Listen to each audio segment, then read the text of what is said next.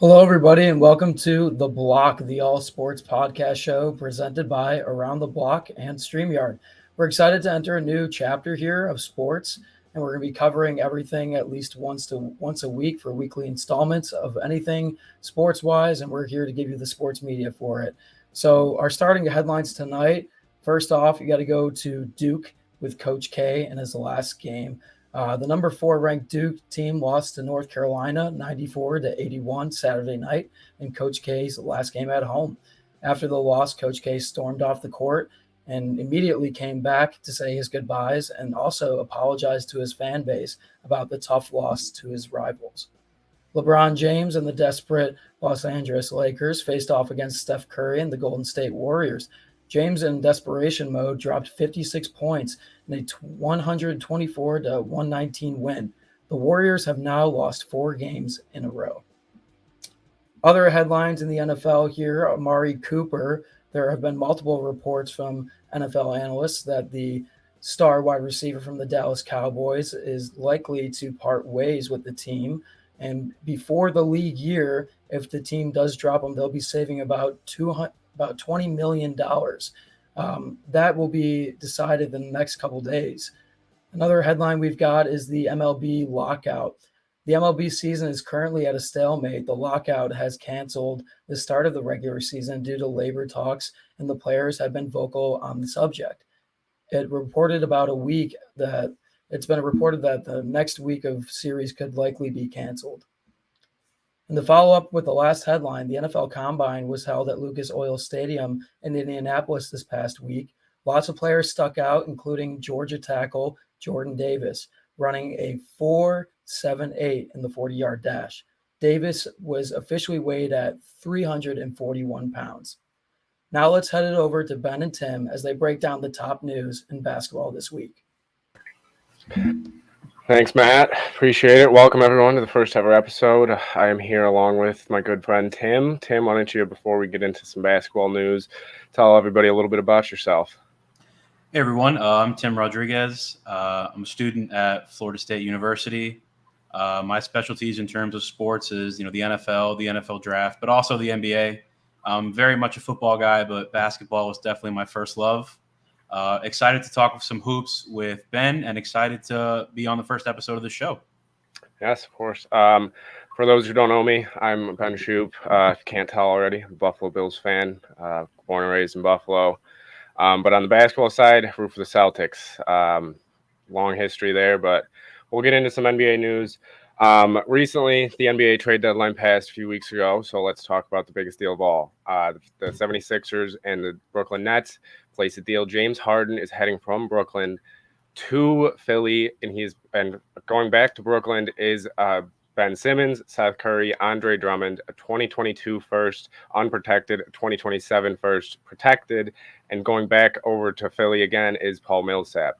So before we give our winners of it, I just want to hear your overall thoughts on the trade in general. Personally, I thought the Sixers, when the first offer was announced that included Simmons, Drummond, Curry for Harden, and then they even threw in a sweetener with Paul Millsap, I thought the Sixers should be laughing all the way to the bank. I mean, they're doing not just fine. Like, they're not number one or number two at all in the East, but Ben Simmons hasn't played a game this year. It's 2022. I could find an Andre Drummond everywhere. Same thing with Seth Curry. Like, half the league can shoot. I get that he's a really good shooter, but his skill trait isn't exclusive to just him. Like, I can find a Seth Curry everywhere. I can't find a James Harden everywhere.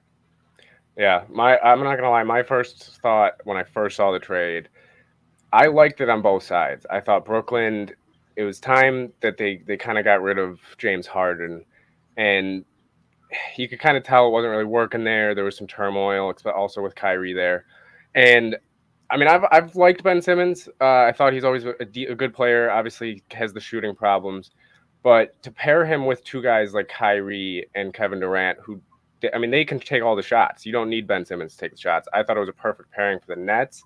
Obviously, they did get a lot back for James Harden because, it's James Harden. But on the other side, you got Philly. I love the deal for Philly. I mean, you have Embiid, who's playing at MVP caliber level, and you just add James Harden to it, you're already seeing that they're flowing and they're gelling very well already 3 games into the season. So I like the trade for both sides. More so probably Philly just because it's more of a win now. Obviously, we haven't seen in Brooklyn yet Ben Simmons. Now it's a report that he might not play till the end of April. I mean, it's going on, but we'll see what happens with him. And Brooklyn is really struggling right now, so they could use Ben Simmons. So we'll see what goes on there. We have another trade to talk about. If you want to go ahead and give the details of that one. Yeah, so after so many years of Damian Lillard and CJ McCollum being the 1-2 punch there in Portland, the Blazers finally decided that it's time to kind of break up the band. And the Pelicans are going to send Josh Hart, Tomas Satoransky, Nickeil Alexander-Walker, and Didi Lausta in the deal for CJ McCollum. There's some picks involved too. New Orleans is sending a protected first-round pick and 2 second-round picks to Portland. I don't really have an opinion on this for the Blazers. I mean, it's encouraging to see they're finally going to try something different, but I don't really know if this moves the needle for them. I think Nickeil Alexander-Walker is a nice young piece, but Damian Lillard is now in his 30s. He's really expensive. He wants to win, but he also wants to win in Portland. So I guess the Blazers in their own mind aren't feeling a huge pressure to sell out and put a super team around him because they know he doesn't want to leave. He doesn't want to duck the grind, as he says. For New Orleans, another team had to just shake something up, right? No Zion, so I really can't tell you what this team could look like at their peak. They're really starting to surge lately, though. Brandon Ingram is starting to get that form back that he got his first season in New Orleans. They were abysmal to start the year, and they've really started to click. I think McCollum and Ingram as a scoring combo, I mean, they could hang with a lot of those teams in the West because right now the Western Conference is the Suns and everybody else. So realistically, with the way the Warriors, I would have said the Suns and Warriors and everybody else, but Matt mentioned at the start of the show, the Warriors have lost 4 in a row. So I think the West is wide open in terms of who's going to challenge Phoenix for the Western crown, or is Phoenix just going to run through it and defend it? Yeah, I mean, this trade, it was good to see Portland finally making a move, now it's more of a rebuilding move. And it opens up a lot of questions now about Damian Lillard. Are they going to keep him? Are they going to trade him? Obviously, Lillard wants to stay there. He said that for years and years. But when it comes to this trade, you talked about Nickeil Alexander-Walker, and he actually got traded back to Utah after this trade in a very, very small deal. It was a 3-team deal, but he slid under the radar in that. And they got back Joe Ingles, a second-round pick, and Elijah Hughes.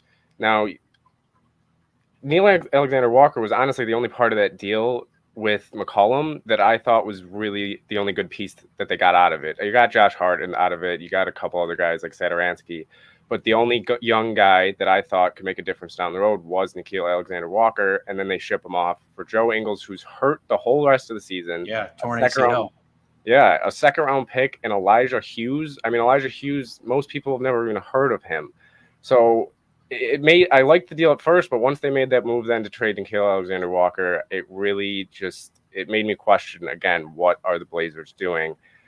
And it's really not showing like they're going to go anywhere soon. They're not going to make a move soon. But on the other side, New Orleans, yeah, it was time. It was time for them to make a move. They needed to. Obviously, you have Zion, who hasn't played. I mean, he's been hurt almost his whole career at this point.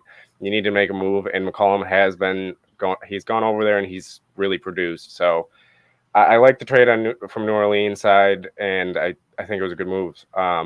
But we got one more trade to talk about.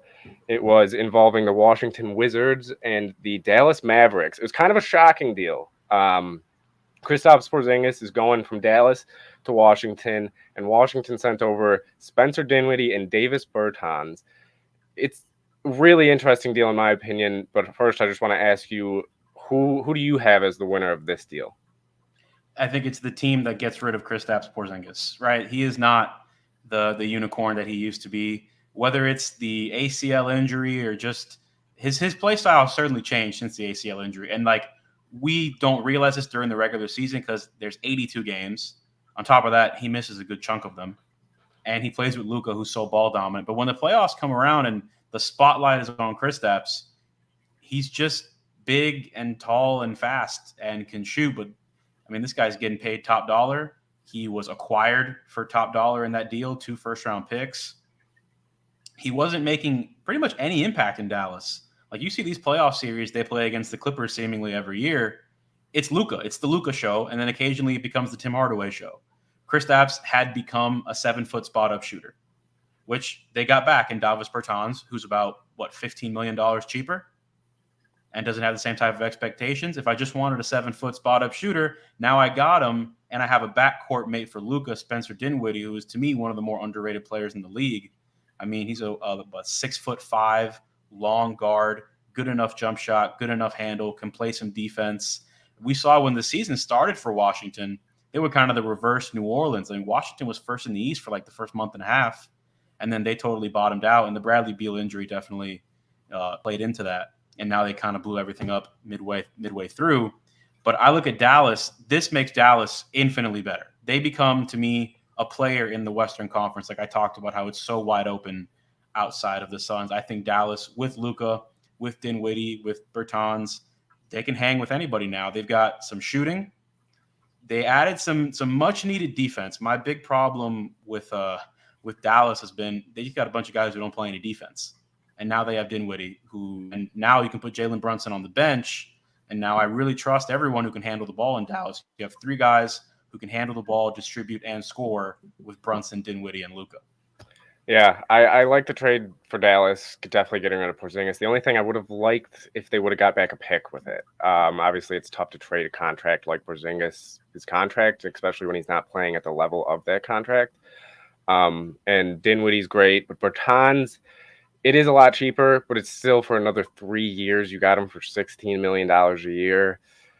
It's one of the worst contracts in the league, but we'll see if Luka can make him step up his game, start playing a little bit better, because he was really, really bad in Washington. And it was time that he got out. And Dinwiddie, it was kind of a shocking move until I read some reports saying that he didn't really gel in that locker room.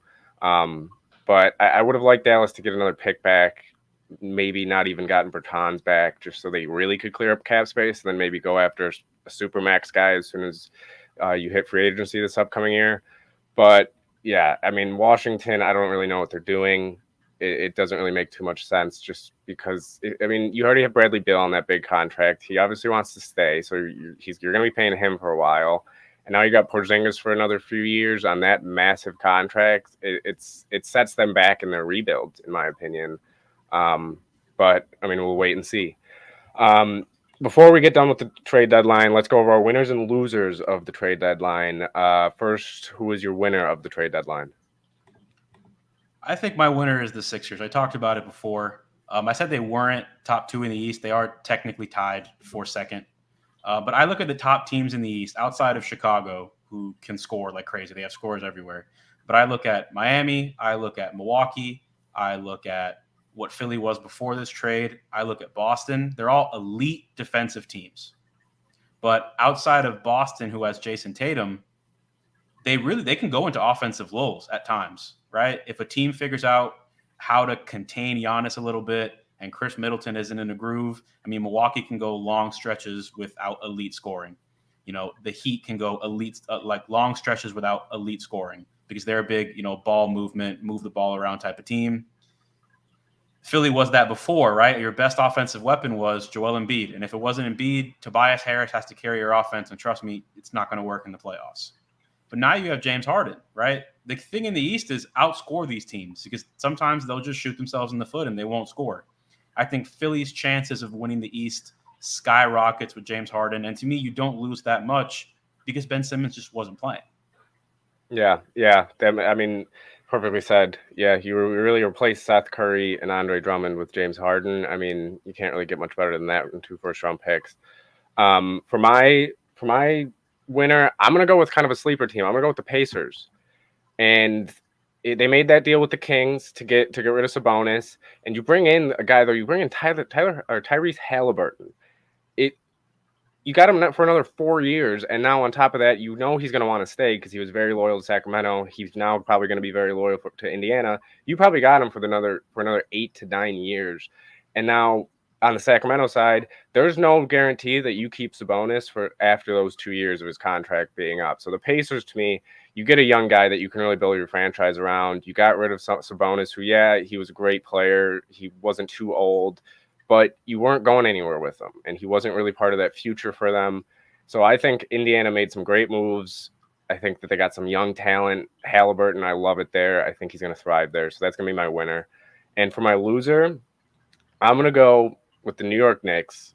It's pretty obvious. There's only a couple teams that really didn't do anything and should have, and the New York Knicks were one of them. I mean, you have Kemba Walker, who now you're shutting down for the end of the season, and he just signed that contract. At least try to get rid of him. A team will give up something for him, whether it's the Lakers or whatever. A team will give something up. So I'm gonna have to go with the New York Knicks. They're 1-9 in their last 9 or 10 games. They're falling down. They're 12th in the East, out of the play-in game now, and it's really been bad in New York. So I'm gonna go with the Knicks as my loser. For my loser, I have the Lakers, or at least the Lakers like present day. The big rumor was that Rob Pelinka didn't want to give up that 2027 first-round pick to get rid of Russell Westbrook and bring on John Wall, which I perfectly understand. I mean, at the All-Star break, you have LeBron talking about, I'm not ruling out a return to Cleveland, and also I'm definitely playing with my son. So if I'm Rob Pelinka, I'm like, 2027 rolls around, LeBron's not here.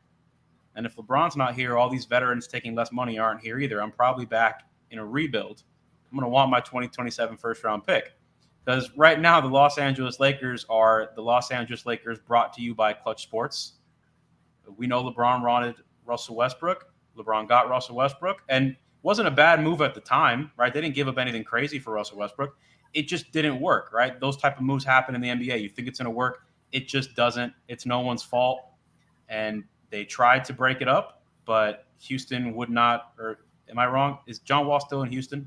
Yeah, he's just not playing there. Houston wouldn't budge without the 2027 first-round pick for John Wall, and the Lakers shut that down. So I think the present-day Lakers are the losers of the deadline because they really need to just shake something up. I mean, they are old and slow, and they don't have a lot of spacing, or at least they don't play the guys that can shoot, right? I think who's the best shooter on their roster, in all honesty? Is it Malik Monk? Probably. Honestly, yeah, it's probably Malik Monk. That's troubling, right? They got Kendrick Nunn in the offseason, who used to be a book it every single night, 15-point per game scorer, and now he doesn't touch the court, right? Their most consistent player off the bench is Carmelo Anthony, which is awesome, right? Good for Melo. I'm happy he's resurrected his career, but Melo can file for AARP. This is a team that wants to make a playoff run. It took 56 points from LeBron last night to edge out the Warriors, who are just struggling like anybody else in the league right now. So if I'm a Laker fan, if I'm Laker management, I'm not punting on the season because you have LeBron and Anthony Davis. You're going to have a shot. We talked about how the West is so close after Phoenix. But not making a move left me a little discouraged about the rest of the season for LA. But speaking of the playoffs, in terms of a run, we have some teams that are heating up. I mean, some teams that are absolutely catching fire. And I see behind you got some Boston Celtics stuff. And the Celtics are one of those teams. So if you want to go on a little Celtics rant, I'll let you. Yeah, I mean, the Celtics, it's been a frustrating season being a Celtics fan, I'll say that, because you obviously had the real rough start. This team did not look like it was going anywhere. They didn't really do too much at the trade deadline. They made that move for Derek White. But now you're seeing it all kind of clicking. You're seeing Tatum and Brown really start to click, even though Brown got injured a couple games ago. He's back now. And you saw it today. I mean, Tatum dropped 54 against the Wizards today, or Brooklyn. The Wizards. Sorry, Brooklyn. It was against Brooklyn, yeah. And I mean, you're seeing everything click. The defense, the offense, they're scoring. They've won 11 out of their last 13 games. They're 8-2 in their last 10. I mean, I will say this though: the one thing about the Celtics, they do lose. They play down to their opponent. You saw it a couple nights ago with the Pacers. They lost to the Pacers. That's a game you should not drop. But then they go out and they blow out the Sixers a couple weeks ago. So it's been an up and down year, but now they're starting to put it together. They're starting to make that run. They're now 5th in the East. We'll see if they keep going. But you got any team? What team is your team that's to watch now? I look at a team that last year was the talk of the league. They're doing the exact same thing this year with the same circumstances, but it's not getting talked about. The Denver Nuggets, they're 8-2 in their last 10. They're sitting at 6th in that, closely grouped together Western Conference. I mean, a good 2 weeks could have them in the top 4 spots in the West. They're doing this without Jamal Murray and without Michael Porter Jr. That is insanity to me. I mean, those are two guys that I think you put them on any team in the league, they could average 20 points, right? They could be that guy on a bad team that averages 20 to 25. Those are gifted scorers. It is hard to replace gifted scorers. And the Nuggets, they haven't missed a beat. And Nikola Jokic not doing the same thing statistically he did last year, it's always hard to repeat an MVP type season.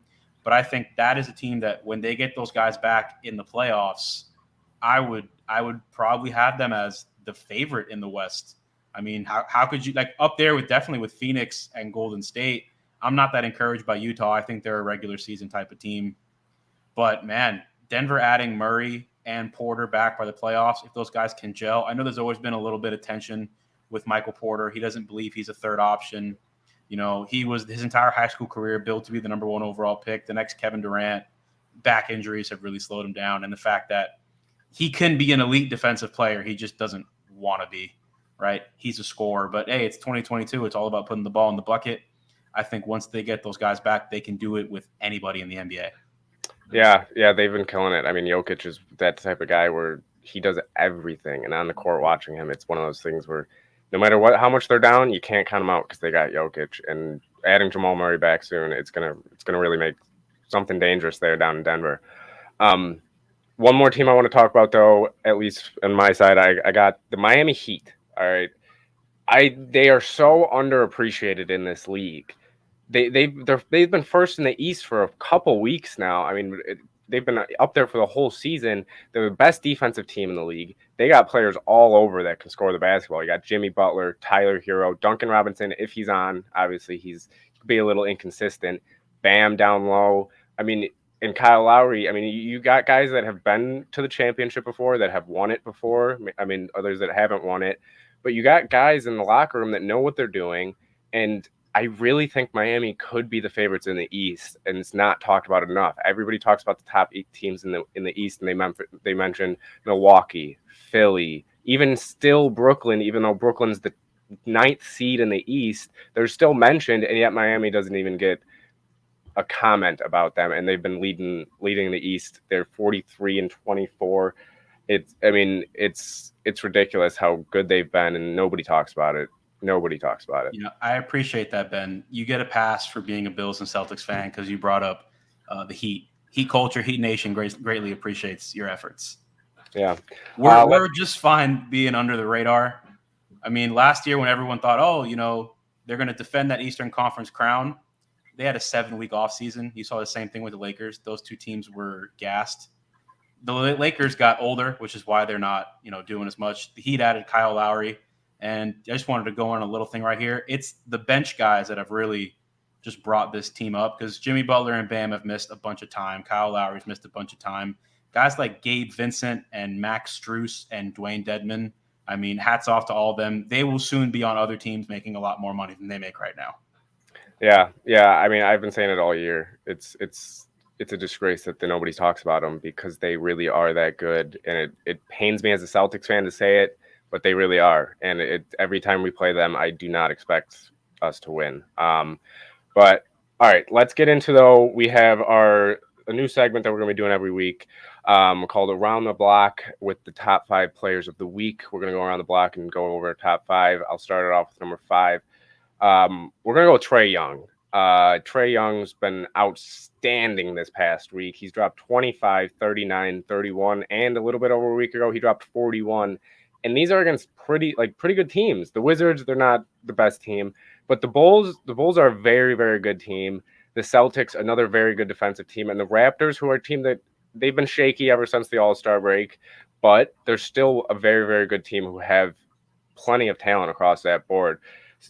Trey Young has just been dropping absolute buckets. He's at least hit 3 threes in his past 3 games, hit 7 against the Bulls. I mean, he's one of the youngest players in the NBA, but he's one of the best young superstars there is. So that's number 5. Yeah, good to see the Hawks, getting back to their form from last season. Really tough start for them. At number 4, I have Brandon Ingram. We talked about how the Pelicans are surging of late, and a big reason for that is Brandon Ingram. They've played 2 games this week on Wednesday and on Friday, and he goes 33 points, 5 rebounds, 6 assists on 79% shooting against Sacramento in a 30-point win. And then on Friday, he goes 29 points, 8 rebounds, 6 assists on 69% shooting in a 25-point win against Utah. All of this part of a 4-game winning streak for the Pelicans. I think Brandon Ingram, we saw the year before they drafted Zion, right? They weren't very good, but Brandon Ingram made the All-Star team. It was averaging like 25 points a game. Like, this is a guy, another one of these 6'10" long guys, gets compared to Kevin Durant coming out of college. But when you're 6'10" and you can score like this guy can, you're going to go on runs like this at some point. And I think he's been super impressive and is the biggest reason why the Pelicans are all of a sudden, creeping back up in those Western Conference standings. Yeah, he's been someone that, especially a couple of weeks ago, that people were dragging on him for not playing the way he should. And he's been really starting to pick it up and starting to look right towards that superstar that he could be. But number three, we got Jason Tatum. I mean, we talked about him a little bit earlier. Can you really say more other than what he just did today? He dropped 54 points on 8 for 15 from 3, 16 from 30 or for 30 overall, adds in 5 rebounds and 3 assists, and he really led that team. I mean, the other leading scorer was 21 points with Jaylen Brown, but I think the next highest scorer was 13. So you didn't have other guys scoring. It was all Jason Tatum today, and you've seen it over the past 3 games where he's dropped 37 the game before this one and 33 against the Hawks. And he also added in 8 rebounds and 7 assists. And you've seen it, honestly, in the past month, Tatum really pick it up, not even just scoring, but in the assist column and in the rebound column. And he's only kept it up this past week, and he's really getting the Celtics rolling. Yeah, Tatum's been unbelievable. At 2, I have Giannis Antetokounmpo. I mean, it's Giannis, right? 2-time MVP, going to be a first ballot Hall of Famer. He's second in the league in scoring right now. I didn't even know this. He's averaging 29.5 points a game. And I mean, just look at what he's done this week. 26, 16, and 6 with 4 blocks and 2 steals. 28, 17, and 5 with 2 steals. 34, 16, and 5 with a block and 2 steals. And then a lower scoring game, but 19, 13, and 6 with 3 blocks and a steal. Part of 4 wins. They were undefeated this week with wins against a playoff team in Charlotte, a playoff team in Miami, a playoff team in Chicago, and the number 1 team in the NBA, the Phoenix Suns. Giannis has just been unbelievable this week. And we don't even talk about it anymore because we're just so used to it. Yeah, and people don't even talk about the fact that he added a little jumper in there this year. It's gotten a lot better this year. But our number one coming in the first episode, it's pretty obvious. I mean, this guy's been lighting the league up this year. He's been leading his team, and it is Ja Morant. I mean, he is in the conversation with Luka as the guys who's are going to take over the league along with Giannis for the next 10 years. I mean, what Ja is doing this year is unbelievable. He's leading the Grizzlies to the 2nd in the West after today because the Warriors lost last night. And they're a young team, and they made that Valanciunas trade, and all of a sudden people thought, oh, well, they're not going to be as good as they were last year. But no, they're even better, and it's all because of Ja Morant. Last 4 games, he's had 20, 25, 35, 52, and then the game before that, he had 46. He followed up his 46-point game, and he goes, oh, yeah, I'm just going to go and drop 52, didn't miss a single 3, 7 boards. I mean, it was amazing to watch, and he's going to run the league for a long, long time. So that is our top 5 of the week. We'll do this every single week. But before we get going, we're going to jump in and talk a little bit about March Madness since Selection Sunday is coming up, and it's the conference tournament week. We're just going to talk real quick. I'm going to ask, who is your favorite right now in the NCAA tournament? I think it has to be Gonzaga. I mean, we thought last year's Gonzaga team was good. They lose 3 unbelievable players with Ajayi and Corey Kispert. And then obviously, why am I blanking on his name? The point guard for Orlando. Suggs. Jalen Suggs, right, who's a phenomenal athlete, football player in high school. But they add Chet Holmgren and they bring back Drew Timme, and they're just as good, maybe even better. I mean, there are some prognosticators who have them as a 40% chance to win the national title. Like out of 64 teams, 40% of those votes are going to Gonzaga. That's unbelievable. I think they can blow anybody out. It's just a matter of will they blow everybody out? Because we know sometimes Gonzaga has a history of getting to the tournament and underachieving a little bit, getting frustrated by some scrappy defensive team sometimes. Yeah. Gonzaga's they're gonna be a dynasty for a long time, and I mean, they're gonna be another one of those teams where, like you said, they lose these guys, and all of a sudden it's like, nope, we're just gonna replace them with some guys that say even Chet Holmgren could be better than those guys. But my favorite, I'm gonna go with my favorite team actually, and it's the first year I can say that in a long time.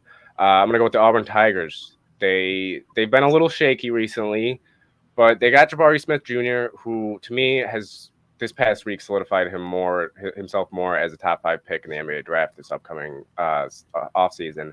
But they're playing the SEC. They play some good teams. They play Kentucky. They played Duke. They've lost to a couple teams like Arkansas and some teams that they shouldn't have lost to. But they're still, to me, the number 1 team in the nation. I mean, they have scorers all over the place. They play all right defense. They got to pick that up a little bit. But when you have a guy like Jabari Smith Jr., you're in every game. Just like if you have a Paolo Banchero or a Chet Holmgren, you're in almost any game. And I think Auburn can make a run this year. So that's going to be my favorite. But I do want to talk about one other team, and it is another SEC team, as my sleeper for the tournament. And that is a team that has beaten Auburn, and it is Arkansas. And Arkansas, they've beaten a lot of good teams. They've beaten Kentucky, Tennessee. They just lost to Tennessee, though, a little bit ago. In the past 2 weeks, they played them twice, and they split. But they lost to Bama by 1. And they're a team that it showed 2 days ago. They played a game 2 days ago, and they were down by 38 at half. And they ended up still losing, but they only lost by 2. And it was a game towards the end there. And it's one of those teams that you get to the tournament, you want one of those gritty teams that can always come back, can always put the pressure on. And they've showed that they can beat the top teams in NCAA in Auburn, Kentucky. And I believe that they can make a run. So that's going to be my sleeper team for the tournament. My sleeper team is another SEC team. This sounds like a football show. It's Alabama, and a team that had high aspirations coming into the season and really hasn't lived up to it. But I think this team, led by Nate Oates, with Javon Quinterly at point guard, I think they can go on a run. I think we've kind of maybe forgotten about Alabama because honestly, they've been incredibly disappointing. Given what they were last year, what we thought they would be, we thought this was going to be like Alabama's now starting a run in basketball, not like they have in football, but they're no longer going to be just a football school. But I think they're going to get into form. They lost their final game of the regular season against LSU, which is tough. They're actually going to fall out of the top 25, going into the SEC tournament. But I think once they get into some big games, their experience, their talent level will take over. I think they could certainly go on an Elite 8, maybe even a Final 4 run. Final 4 feels unlikely, but I wouldn't be totally shocked to see Alabama playing in the Elite 8. Yeah, Alabama's been, I mean, the whole SEC's kind of proven, hey, we're not just a football conference anymore. We're also a basketball conference. And Kentucky's been doing it for a little bit, but now you got Auburn. Auburn's back. Alabama has been showing signs of they could be a great basketball school. So the SEC could make some noise in this tournament, could win it all. We'll see. But before we get going, we're going to talk about 2 more teams, and they're kind of teams that are on the borderline. They're people talk about them being in, people talk about them being out. And I want to start off with Rutgers, and they're an interesting team. A lot of people kind of have them as their last 4 in or first 4 out. And to me, I think they should be in. I mean, they lost to Purdue by 12. They lost to Wisconsin by 5. Yeah. But they're 5th in their conference, but they're in the Big Ten. The Big Ten hasn't shown signs of being what they once were, but they still have some very good teams. And they've beaten Ohio State, Wisconsin, Iowa. So they're a team that might not be able to make it all the way, but they definitely are a team that you won't be able to just slide by. So Rutgers is my first team that I want to talk about on the borderline, in or out. I'm going to say Rutgers should be in, and I hope on Sunday we see them in. And I think Rutgers is a pretty good team as well. I would argue for them to be in. A team that I think should also be in, that When I thought of this, it was more of a bold take, but now they beat Duke in Coach K's final game at Cameron Indoor. So I'm going to go UNC. Since late January, this team's been on a tear. I mean, they've got wins against obviously Duke, Syracuse, NC State, Louisville, Virginia Tech. They had a hiccup against Pittsburgh, but they blew out Florida State by 20. They beat Clemson. And this is all since their last game against Duke, which they got, wiped off the floor. But before that, they beat Louisville. They beat NC State again. They beat Boston College. They beat Virginia Tech. And this is because of a 2-game stretch here in late January. They get embarrassed by the Miami Hurricanes, and then they get embarrassed by Wake Forest. And since then, they've lost 2 games, and they've had some really impressive wins. And then early in the year, they beat a team that I'm going to talk about again later, the Michigan Wolverines. They embarrassed them. And I mean, before the season, we talked about Michigan as a title contender. Yeah. I think UNC, that game was a phenomenal game yesterday. For a while, you thought Duke was going to hold on to it. But yeah, as soon as that game ended, as soon as you kind of saw towards the last 2 minutes, this is a team that needs to be in the tournament. And it's kind of a shame that a lot of people had them as their first 4 out. But now I think this 100% solidifies them in the tournament. We should see them there. But we got one more team I want to talk about, and that is the Byu Cougars. This is a team I see so many people putting them in the tournament. I mean, every single bracket prediction, you see them in there. And to me, it doesn't make sense. I don't know why you're putting them in there when they're 5th in the West Coast Conference. They just actually lost yesterday in the West Coast Conference to San Francisco by 12. They've got blown out by the Jags multiple times. They've split, although they did split with St. Mary's. But when you're getting blown out multiple times by these 1 seeds, you know that they're not going to be able to hang with the 1 seeds. And then you see them losing in their own tournament. I think this really solidifies them as an out team and not going to the dance. But if they get in, we'll see. I don't think they should get in, but it's really up in the air. A team that I think I don't want to see them anywhere near the tournament is the Michigan Wolverines, right? Love Juwan Howard, former Heat player. I think he's a great college coach. I just think this year it's just not their year, right? They had high expectations. They got good players. They have a great coach. They're a blue blood program, but they have not 1 or 2 hiccups. They have 1,000 hiccups on their schedule. I mean, they have a loss to Seton Hall. They got blown out by Arizona. They barely escaped Tarleton State. They got blown out by the UNC team that I just talked about. They have a loss to Minnesota, a loss to UCF. They lost to Rutgers, who you mentioned. They got blown out by Illinois and Michigan State. They have a win against Purdue, but they also have a loss against Purdue. So it's a great team in Purdue, but they split with them, right? Of sweep versus Purdue, maybe I'm changing my whole tone. They barely escaped Penn State, right? They have losses to Ohio State, Illinois, and Wisconsin in a span of 15 days. They lost to Iowa. They would later avenge that. And they avenged their Ohio State loss yesterday in Columbus.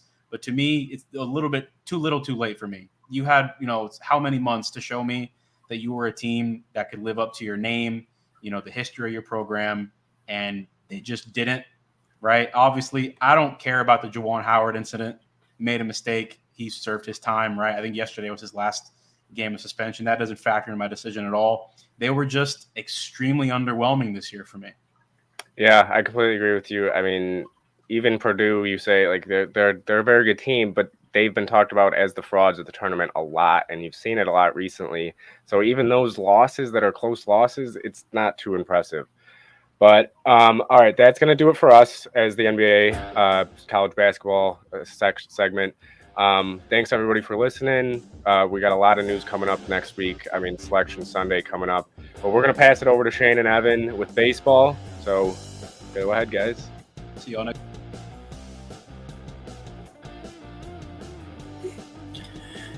Hey, what's going on, Shane? What's going on, Evan? Tough act to follow, huh? Yeah. They did a good job in baseball or basketball, so. Today we got a good episode planned for you guys. Of course, we'll be going over the lockout, but given this is our first episode, we thought it best to introduce ourselves. So letting you guys know, my name is Evan. I am your host. Along with me, I have my buddy Shane. How's it going? Hey, unfortunately, we're going to be talking about a sport that is not in the thick of things like basketball. Like they got to talk about some actual things going on. We're going to have to focus on what might be going on or what other things are going on, but I'm still excited to get started. So, yeah, for sure. Obviously, we have a pretty good episode, a lot of action-packed, but we'll be talking about the lockout for the majority of the episode. giving you our insight and what we have as far as our scoops and everything. So with that, we'll talk about the fact that MLBPA just agreed, but yet the players denied it. And now we have players taking to social media saying that what their offer wasn't even close. And then we found out that they met again today. And not only did they not move forward, they took multiple steps back. Yeah. So what do you think that means for this season? Honestly, I feel like with everything that's going on, I kind of expected it to take this path right whenever everything got started, right? As soon as lockout was official back in December, and we kind of knew from talks going into that the players had a lot of demands that were going to be hard to get out of baseball, just because, of course, this is kind of how baseball's been very backwards in terms of trying to move forward with different things and actually implement some of the things the players have cared about most. And unfortunately, it's all coming out the way we thought. MLB put out what they said was their best proposal, and it wasn't really anything close to what the Players Association was thinking and the players in general were looking for. And now we're kind of where we're at. We're already going to miss at least the beginning of the season. I expect it to get probably best case scenario. We're looking at closer to May as a start, but again, not looking great as far as having anything close to a full season. Yeah, and then you take a look at guys like, Bryce Harper, Aaron Judge, and then not only them, but you look at some of the free agents who, they may be some leeway. If they're not playing through the MLB, that means that their contract is pretty much voided for the season. They're not getting paid, which gives them free right to, go and play overseas or something, which I know players have actually taken to social media saying that they may consider doing. Whether or not it's a joke, we don't really know. I don't have the insight like that, but if players like Bryce Harper or, Trevor Story, Carlos Correa, they could go back overseas and play in, the Korean League, Japanese League, go to the Dominican Republic. There's just so many different options that they can do just to get some playing time this year. But as you said, best case scenario, we're already missing 2 series for each team. Yep. And the way that it seems like it's going, it's, it could easily be May, June, July. And, by the end of it, who knows, maybe we're only getting like 40 games this season. It's going to be difficult. But from the ownership point of view, you take a look, and this is actually good for them because that means that they don't have to pay out these contracts, like Mike Trout making $400 million on this contract. Yeah. So, they may be trying to hold out for that reason. But say that there is no season. What do you think that means for some of these players that are free agents, or maybe guys like Yadier Molina or Adam Wainwright, players that just linked a 1-year deal that are, probably done after what would have been this season? I feel like especially for we focusing on the free agent players, right? Because there is a sizable chunk of the big name free agents that didn't get to sign any deal at all before the lockout, right? I think those guys could definitely take to, especially if they have a league in their home country, in certain places for guys, if there's anything available to play. I think a lot of them might take that route just to keep themselves fresh, make sure they're not missing a ton of time, especially if the entire season is canceled, right? Because you don't want to go into free agency next year, assuming they get something figured out, having a whole year off of baseball, because teams are going to use that against them. I know they will. That's just kind of how teams are. They already don't want to pay them anyway. That's part of why we're in the situation we're in. So especially for those players that don't have any contract right now, I could definitely see taking to other leagues. Even some current players, I think there's a lot of players that do really just love to play. And I think that if they have an opportunity to play elsewhere, and if they know the season isn't going to be happening this year, they're going to be less worried about injuries and stuff like that. Because if they do get hurt, most guys aren't going to be missing a whole year if that happens. So definitely could see a lot of players try to find different leagues to step into until something breaks with the MLB. Yeah. Guys like Trevor Story, who were supposedly supposed to be getting a 1 year more or less prove it type of contract. And now they don't have that. And then you look at some of the guys, even on a different perspective, guys like Joey Bard or Adley Rutgerson, or, so many different prospects that, were right there. But now, they have to take us pretty much a year off possibly in order to even get another shot. And that year off is the difference between, still in your swing of things, you have a rhythm, and then not having a rhythm at all and pretty much have to start from 0 again. And then there's just so many different things. And some of the things that you had written down and that we were looking at for the lockout were stating how they were trying to increase the minimum salary. And then you have the Rule 5 draft that they were looking at. It's there's so many different things that it could change the game of baseball as we have always known it to pretty much be, at least since the last lockout that we had. What do you think that all these different changes mean for the players? I think for me, like a lot of the bigger picture issues at this point, as far as like the differences between the players union and the owners, is tied around mostly one, money related things, of course, because that's what kind of this all comes down to. And then also, like you mentioned, things that could impact the actual game itself, right? So they're talking a lot about, like, this has been in the news for a long time, but pitch clocks and other things to try to help get the game moving a little bit faster. Also the universal DH situation, that's something that's been on talk. Playoff formats, like going to a 14 team long term, is something that's being discussed a lot, and they're just kind of far apart on how to do that. But a lot of the things that are being talked about aren't just who's getting what money and how do contracts work. It is very likely going to impact how we see the game played, and that's what I'm kind of most interested to see where they end up bargaining with, because we could either see major changes or just a little things here and there that can kind of make things a little bit different for baseball, for sure. Yeah, and I'm gonna be swinging it back to you. As we both follow baseball, what are your thoughts on the universal DH spot? Good question. I think that overall, as much as I like, everybody likes like the pitchers who can hit, right? Like whenever you see a guy hit a home run and it's just not expected, it's cool. Like my favorite, obviously, I think pretty much everybody's favorite is Bartolo Colon when he hit his home run a few years back. But at the same time, it does make sense for the players union and for, I think, just the sport in general to move in that direction, because one, you get more offense, you get more, that's what people really like a lot of the time, at least what I hear from people. And also it adds an extra spot for players, guys that maybe if you're a National League player and your team just doesn't have a spot for you because either you're not a great defender at any particular place, or there's a guy road blocking you where it's really the only position you can play. Now, if you have a great bat, you have the opportunity to come up and play earlier, whereas in the American League, that's not as much of a problem. So I think standardizing that, honestly, if they made it the same either way, I think it would just make baseball better, but I think adding the DH to the NL long term would be better. Yeah, I mean, the hitter spot is something that very few pitchers, I'm sure, enjoy. Yeah, And it's just such a easy risk to get hurt. Mhm. But then you do look at guys, looking back multiple years, Carlos Zambrano, man, that guy, when he stepped up to the plate, he was feared and he was a pitcher. Yeah, and then, sure. You still got current guys like Adam Wainwright can still hit a little bit. We've known him to hit. Bumgarner can definitely hit, yeah. Bumgarner's another one. And it kind of takes the fun out of it because, as you said, the excitement when they get a hit is just, it makes the crowd roar. But then you look at it from the other point of view. And 8 NL teams last year, or well, actually multiple years ago. Wow, it's crazy to believe that. Shohei Ohtani, when he was coming over, was a two-way player. But that eliminated him from going to any NL team because he can't play any position. He just has to pitch and hit. That's what he is. And I think for that sense, it's good because then you're regulating, both sides, kind of evening the playing field a lot. Mm-hmm.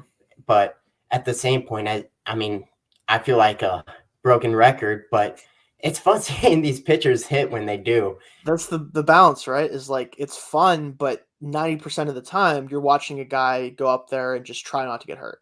Right. Yeah. And like, if it was more of a true, like if more of these pitchers in the National League and even the American League, when they do play interleague games, if more of them were both interested and actually capable of using the bat, then I could say, okay, then, let it stay the same or make it the same where everybody has to bat their pitchers. But so many guys now are coming up, even in high school, college, that are pitchers only that early on. Right.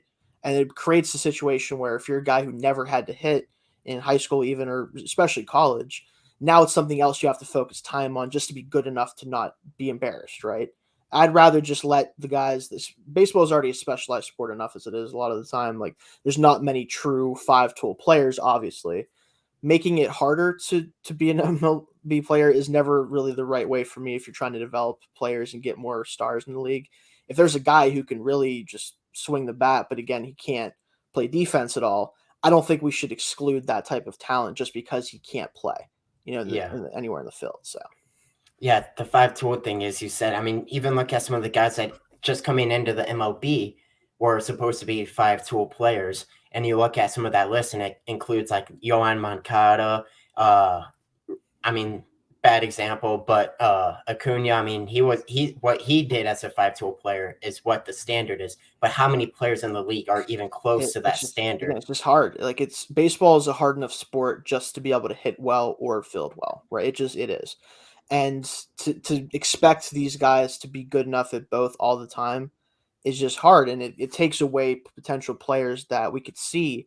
Maybe they're a great fielder and they just can't hit well enough. Well, there's a place for that guy, right? Like that already exists, even in the National League. Whereas with the National League right now, if you have a guy who legitimately can't field his position well enough or can't do it well enough to justify playing over someone who can, he just doesn't play for you, or he ends up being a trade piece, or whatever it is. I think actually, your favorite team with the Cardinals, I believe there's somebody in there. I forget his name right now off the top of my head, but there's a big time bat somewhere in your minor leagues right now that's probably not going to be there long because he's not a good fielder anywhere.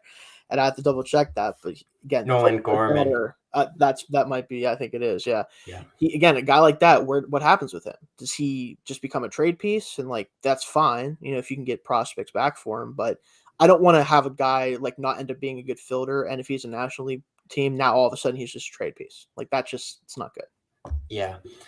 Adding this NL spot would be very good. Criticizing people because they're not able to field. Now, although in the big picture, it's it kind of sucks that they can't field and they are a baseball player where that's kind of a requirement. Yeah. But sure. But if they just can't, the reaction time isn't great. But yet they go up there and they hit 320 or something like that. Put up numbers like Miguel Cabrera did in the past, Albert Pujols did in the past. Some of these all-time great hitters. Then what are we to do to just keep them out of the lineup? Guys like Nolan Gorman, who are supposed to be these guys that can come up and rake, as you said.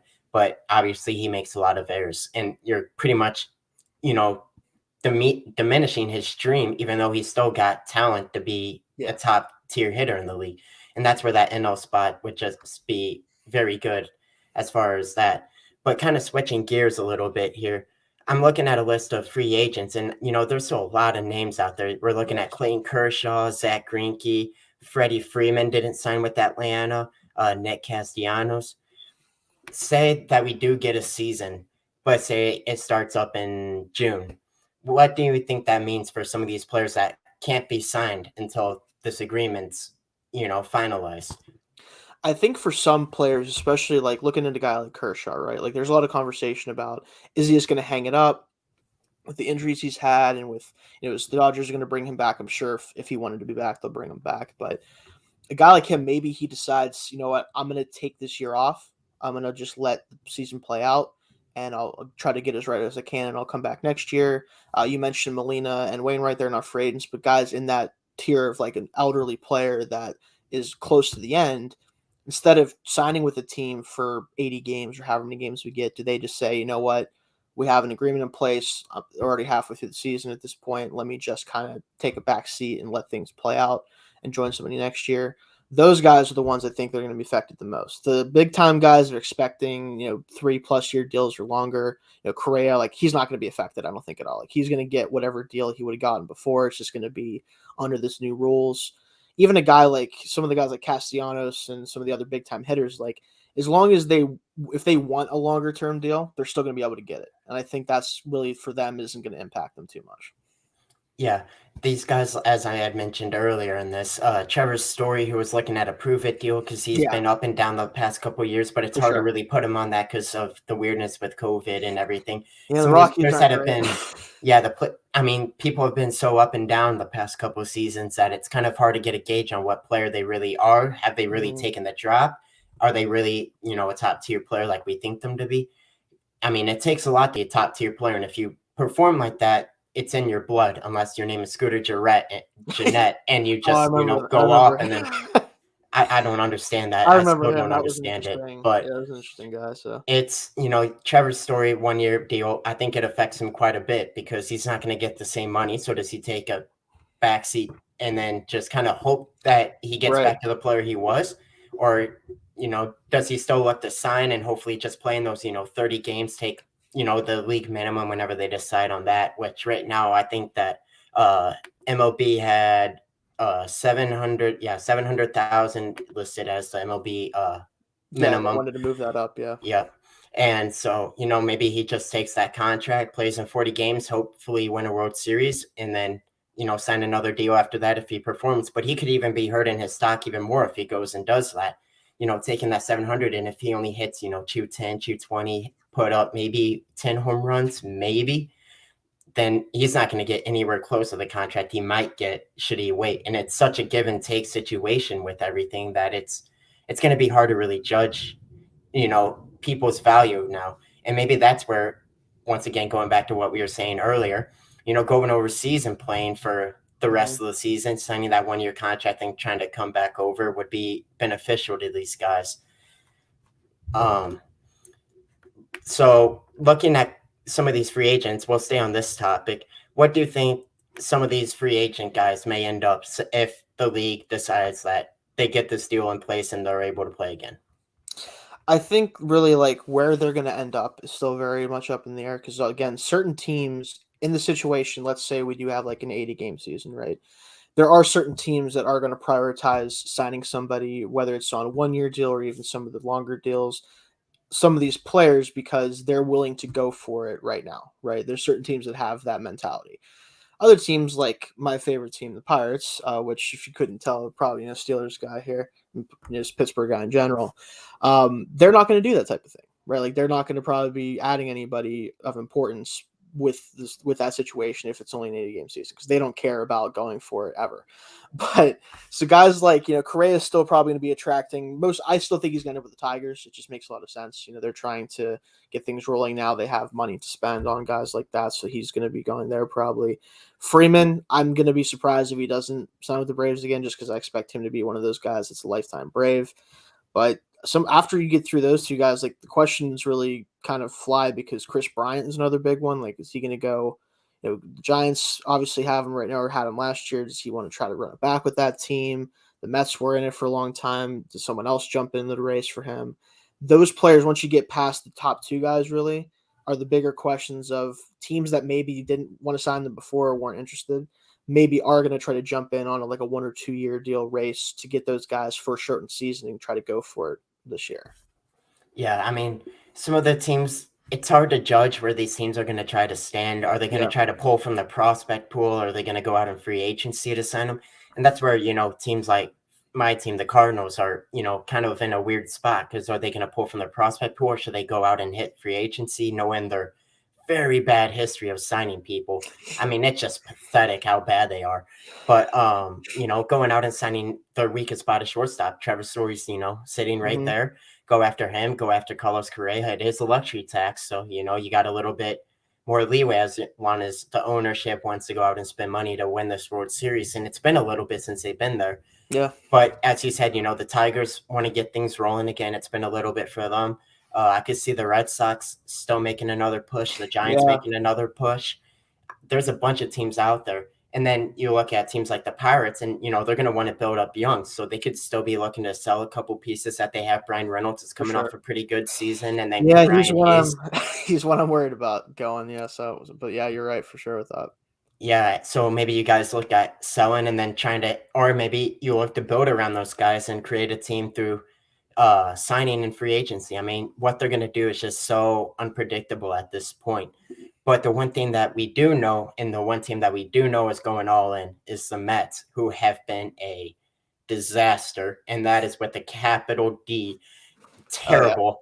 I mean, what they got going on in management. I mean, how many job positions they offer different coaches around the league and management and the organization, and how many people turned it down just goes to show how much of a disaster that organization is.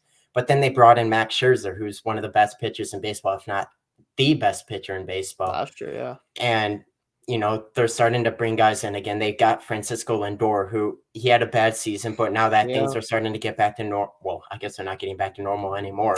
Right. But, once maybe things start hitting that 162-game season again, they'll start getting things rolling with him. They signed Starling Marte. They could go after a guy like maybe Jorge Soler, try to bring in a guy who just, did really well with the Braves. I mean, there's a bunch of names out there that they could target. What do you think that the Mets should do if you were in their position, though? With the Mets, I just think it's funny because you mentioned, they've been a disaster for a long time. And it's something about like there's this dichotomy between like New York teams where like you have the Yankees on one side and you have the Mets on the other, right? And it's just like you have the Jets and then the Giants. Like there's the Giants obviously been going through it now, but they have a storied history. Jets just seem like they're always down them. So it seems like it kind of carries over into baseball too. And with the Mets, it would be Met-like to have possibly one of the best combinations of pitchers at the top of your rotation, maybe ever, in terms of just straight talent level. And we might not see much of a season from them, at least for this year. That's such a Mets thing. It's crazy. Like I just hope that we get to see those two pitch together. Just because at least even if the Mets aren't good, I want to see teams have to deal with that back to back. Like I don't know what you do with DeGrom and Scherzer together. Like I don't know how you handle that as an offense. Yeah, you would have your NL and AL probably Cy Young if you put them on either side, and now you're putting them in the same rotation. Not to mention the offense that they're stacking out there. Yeah, with Marte too. I'm familiar with him. Obviously, he's been great since he left us, of course. So. Yeah. Well, his problem was never them. I think you guys are on your way to the Mets territory. Yeah, I mean, it's not his fault, but I just think it's funny that he blew up even more since he's left, which I'm happy for him. But yeah, Mets should be good, assuming we see them this year. But again, just being should be good doesn't really work out for them ever. So. And with that, that concludes our first episode of baseball. Now we're going to send it over to hockey with our friends Sam and looks like we have Sam and where is it at here? Here we go. Let me make sure we have them all here. Sam and Harrison should be up.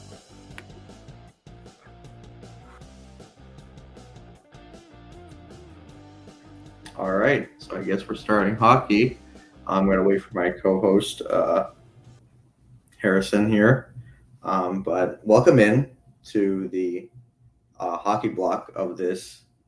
And we're just going to talk, pretty basic overview of what's going on with the awards races. We're going to talk about the trade deadline. We're going to talk some small market teams also a little later on. And there's Harrison right in. Hey guys. Welcome in. So welcome all into the NHL show of the Around the Block show here. My name is Sam, of course, and joining me is Harrison. Harrison, how are you? I'm good. How are you, Sam?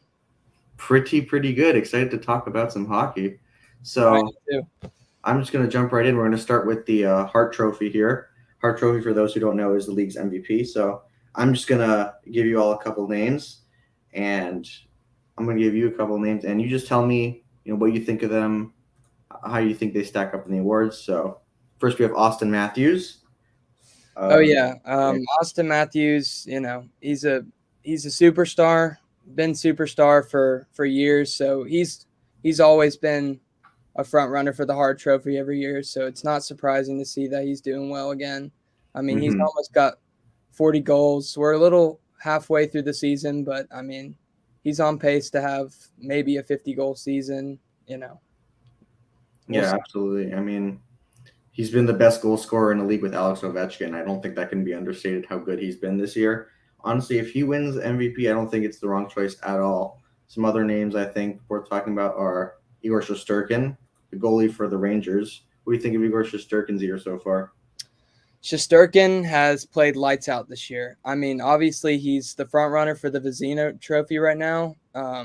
But when a goalie is playing this good, you can see that they're also in the conversation for the Hart Trophy. So, I mean, he's led in 1.96 goal per average. I mean, it's pretty good. I mean, that's less than 2 goals a game. He has a .940 save percentage. So, I mean, I could see him as a dark horse for the Hart Trophy. Yeah, absolutely. I mean, this has been the best goalie season, I think, since Carey Price won the Hearts. He's just been unbelievable. And I think he's really the main reason why the Rangers have been good so far this year. Not that they don't have a lot of talent. They definitely do. But I think he's the driving factor. A couple other names real quick, just to touch on. Jonathan Huberdeau of the Florida Panthers. And, of course, the guys in Edmonton, Connor McDavid and Leon Draisaitl. Those guys, they're definitely having great years. But I do think they're sort of behind those other two, Matthews and Shesterkin. So what do you think of their chances to win the Hart? Well, the thing about McDavid and Draisaitl is they're always in the conversation, but I don't think they'll win it this year. just because, Edmonton hasn't been doing great this year, regardless of how they've been doing. I just see Matthews and even Shesterkin as a better candidate. Huberdeau is a good dark horse just because of how many points he has. I mean, he has almost 60 assists on the year, so he's been really helping his team out. Yeah, I mean, I completely agree with you. I think there's a lot of fatigue with the Edmonton guys because, they've been in these award races before. They've been in the Hart Trophy conversations, and their team isn't winning at the level you would think they would. So I do think, even though they're leading the league in points, they might be on the outside looking into this conversation for sure. If you had to give a pick right now for Hart, who would you pick? In my opinion, I think it should go to Shesterkin. Realistically, I think it will go to Matthews because the Hart's not usually a goalie type of award, so it's really hard for goalies to win. I would love to see a goalie win it again, but it's kind of like how in the NFL, like MVP never really gets given to running backs. It's kind of a quarterback award, so I kind of see that with the Hart Trophy. So I'd say Matthews. Yeah, I 100% agree with you there. Like I said, we haven't really seen a year like this from a goalie since Carey Price, and he won the Hart, I think, that year in 2015. And he's having that type of year. I would love to see Shesterkin win that award. I think he's absolutely deserving of it. But with the media being based in Toronto mostly, I think in all likeliness it's probably going to Austin Matthews. Moving on to the Norris Trophy here. For those who don't know, Norris Trophy goes to the best defenseman in the NHL. And so I think the runaway right now is Cale Makar. In 50 games, he has 18 goals and 42 assists, which is just absolutely insane for a defenseman to get those kind of numbers. And I think there's no real chance anyone else can catch him. But, who do you think would have a best chance of coming in number 2?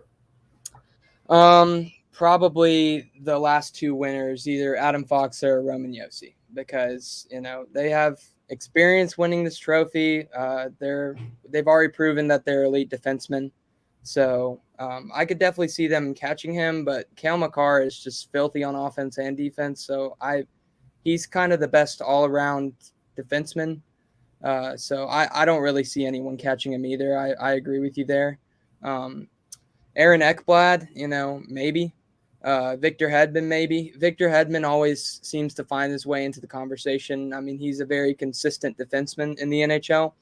So I could see him, creeping into the top 3 when they vote on it. But, I mean, I wouldn't count on it. Top 3, in my opinion, would be Makar, Foxa, and Josi.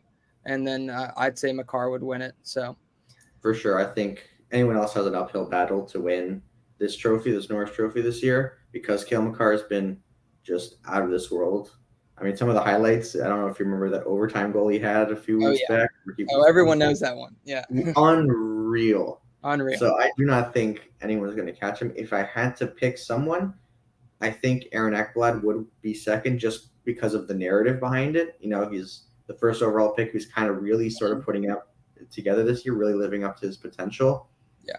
And so I think maybe Victor Hedman, I don't think can, not because he's not deserving, but because of voter fatigue, because he's won it already. Mm-hmm. I think the media will look elsewhere, but you never know. But I think this whole conversation might be moot just because Cale Makar is really ahead of the curve. Might even be in hard conversations, really. Yeah. He's definitely making a conversation for other awards, but right now I kind of see him as the lock for the Norris. But I mean, there's still a good amount of season left, so we'll see. Yeah, absolutely. Things can change. But now we can look at rookies this year for the Calder Trophy. There's been some good rookies this year. For really real. impressive rookie class. So just some guys I'm going to name real quick. We have Trevor Zegras of Anaheim, Lucas Raymond and Moritz Seider over in Detroit, Anton Lundell in Florida, and Tanner Jeannot in Nashville. It's an interesting group of guys. And I think, each one, I think you can make a case for. I don't think anyone here has won this competition by a landslide.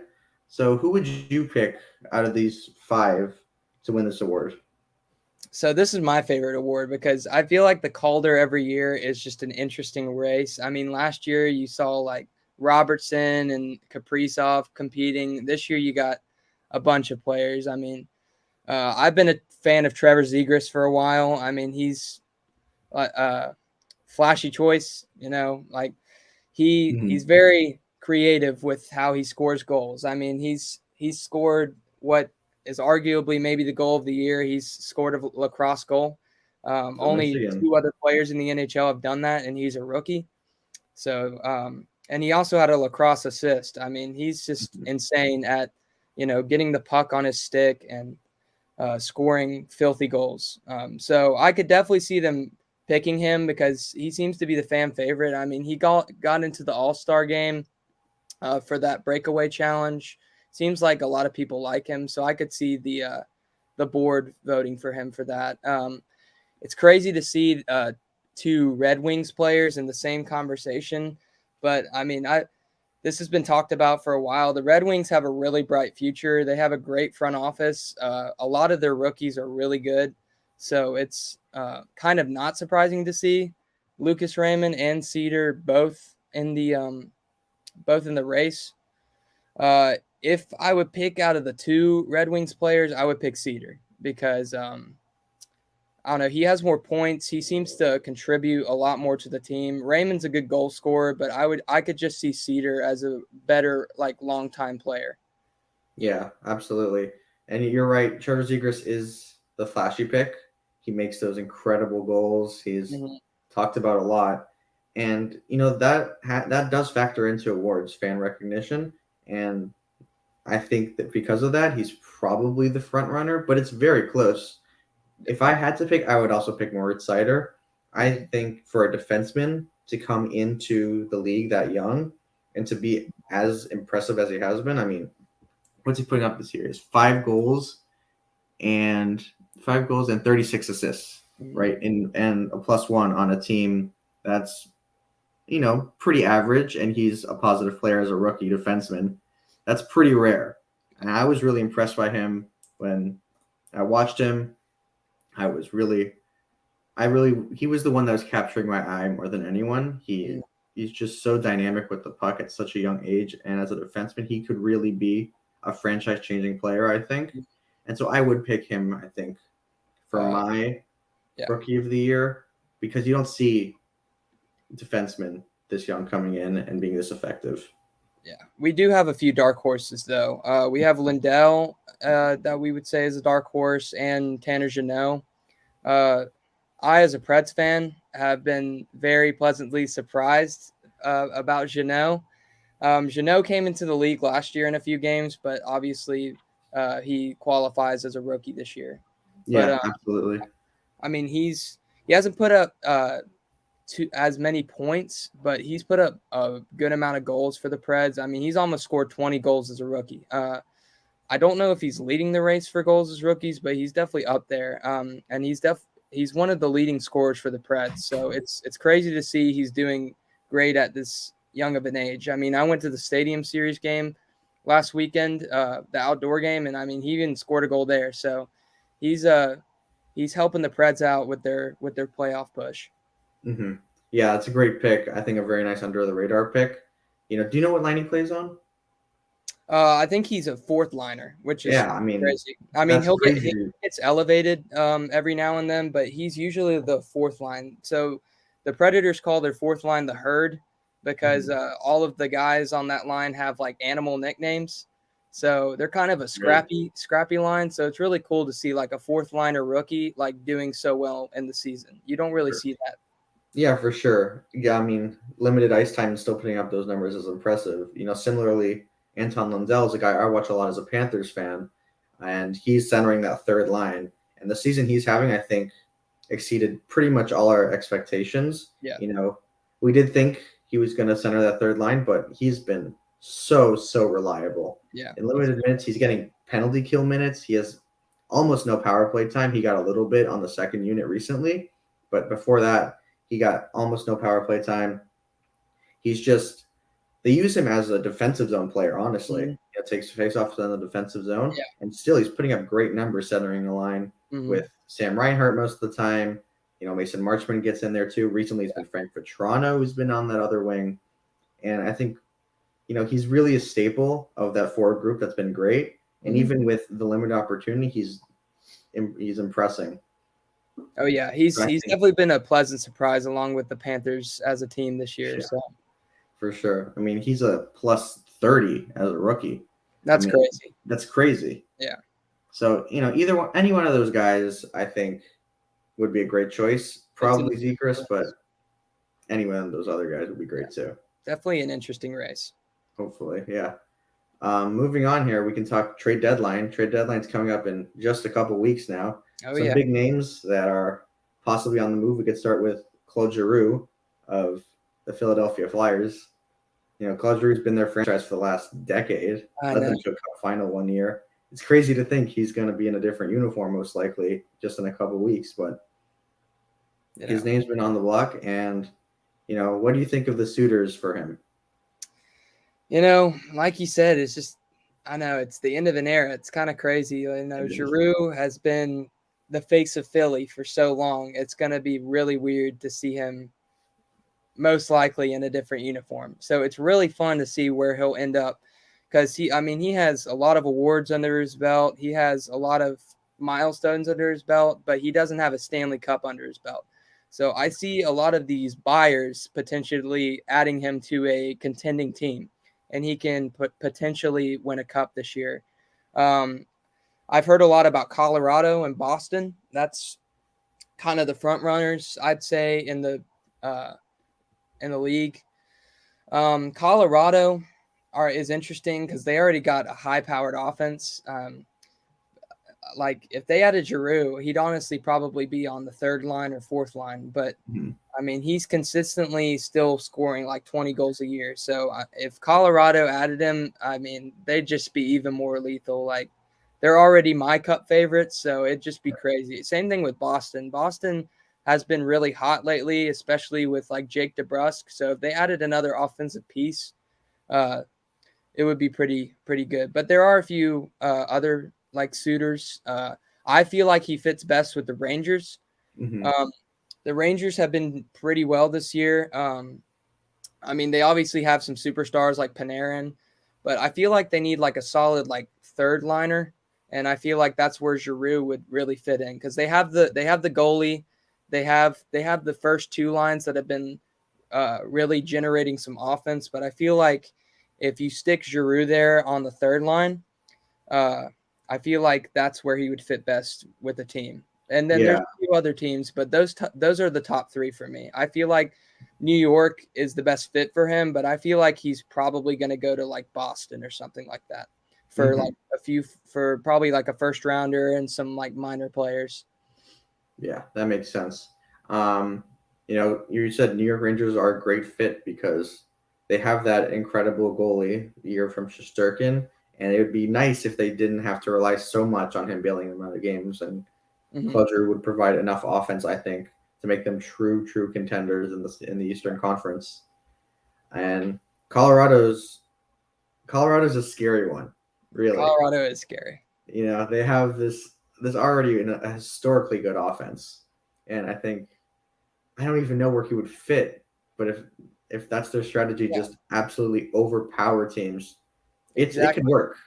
Exactly, he'd be like a fourth liner on them. So and Claude Giroux is a fourth liner. That's scary, bro. Yeah, it's scary.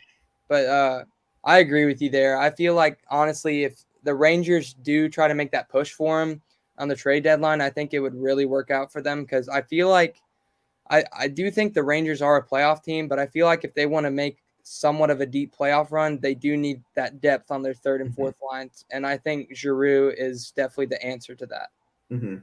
Another team worth keeping an eye on are the Florida Panthers. I know the Flyers have been scouting some of their minor league Charlotte Checker games.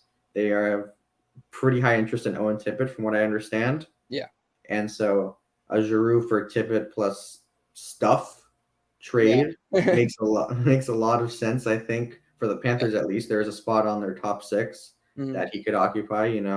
We've been using some March Mints, Vetrano type on that first line because that Reinhart and Lundell pairing on the third line has been so lethal. Oh yeah.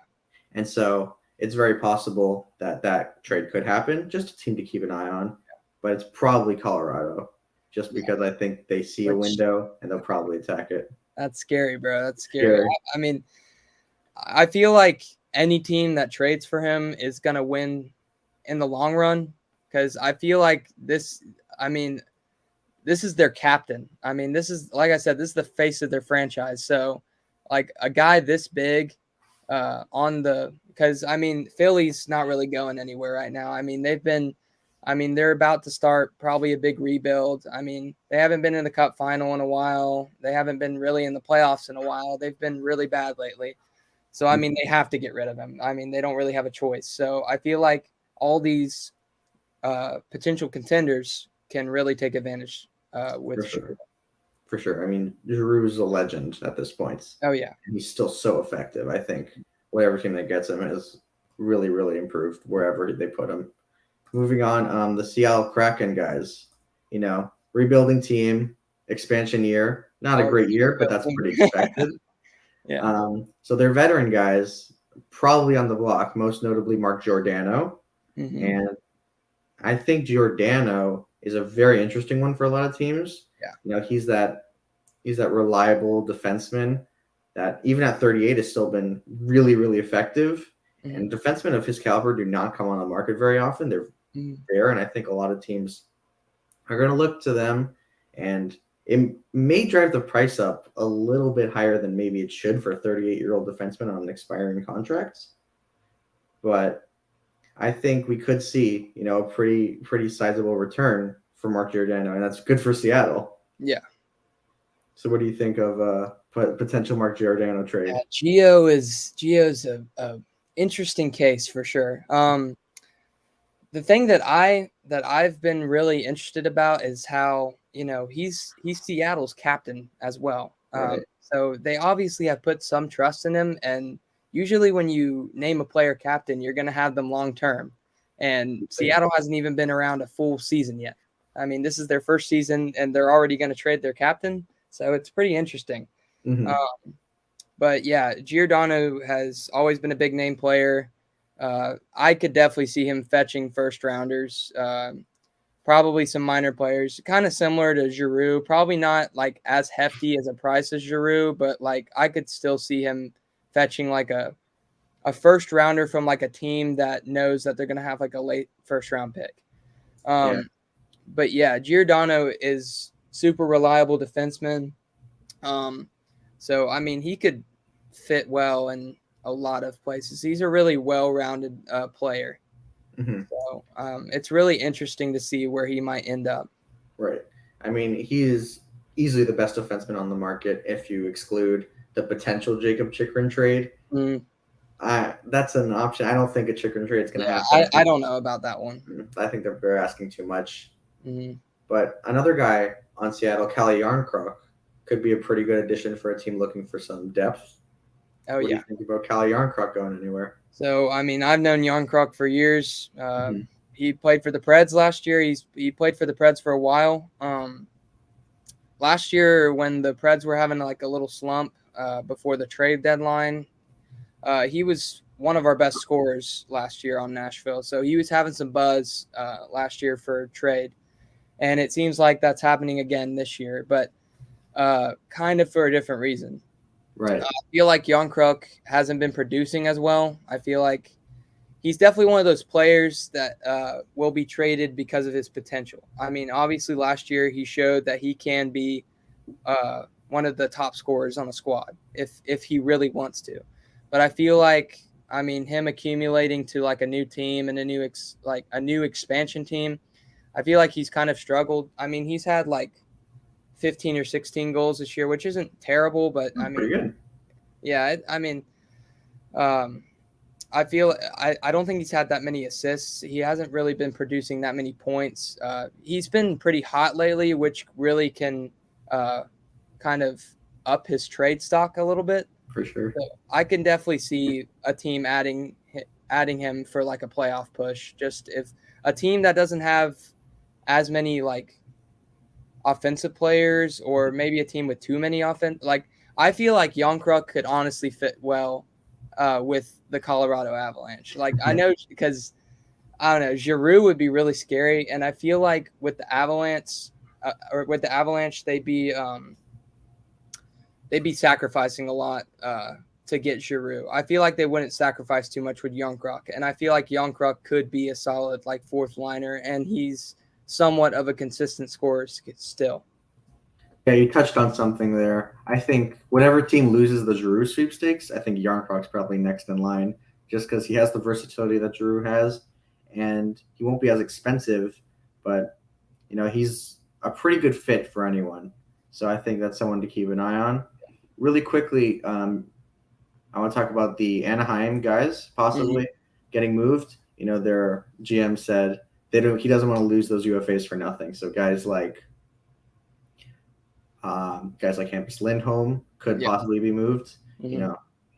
Whether they resign or not is also an option. But those are two or a few guys maybe to keep an eye on there in Arizona. Yeah, for sure. So we can move on here. We're going to do a little segment called Small Market Corner. These are just a focus on teams that don't get talked about too much in the media. And so we just want to highlight them here because I think that they all have pretty interesting stories that don't get told enough. First up, we have Arizona. And the big news with Arizona recently is they're moving into a new stadium next year, which is great for them. I know they were struggling. But the bad news is it's Arizona State Stadium.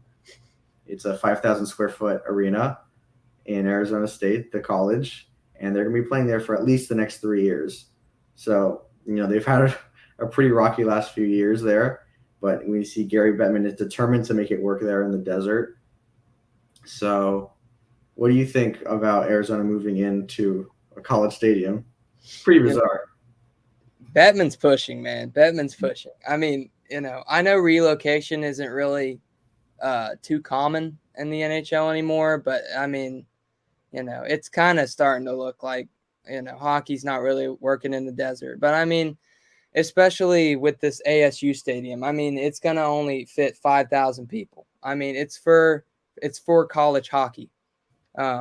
It's D1 college hockey, and it looks like it's going to be a nice stadium, but yeah, I mean, it's an NHL squad. This is the best league in the world, and you're only playing among 5,000 fans. Like, I feel like that's kind of ridiculous. Yeah. I know that they're trying to get like a new stadium built during that time in like Glendale or something like that, or one of like the suburbs around Phoenix. I don't know if that will get approved. I mean, they don't really have that much revenue.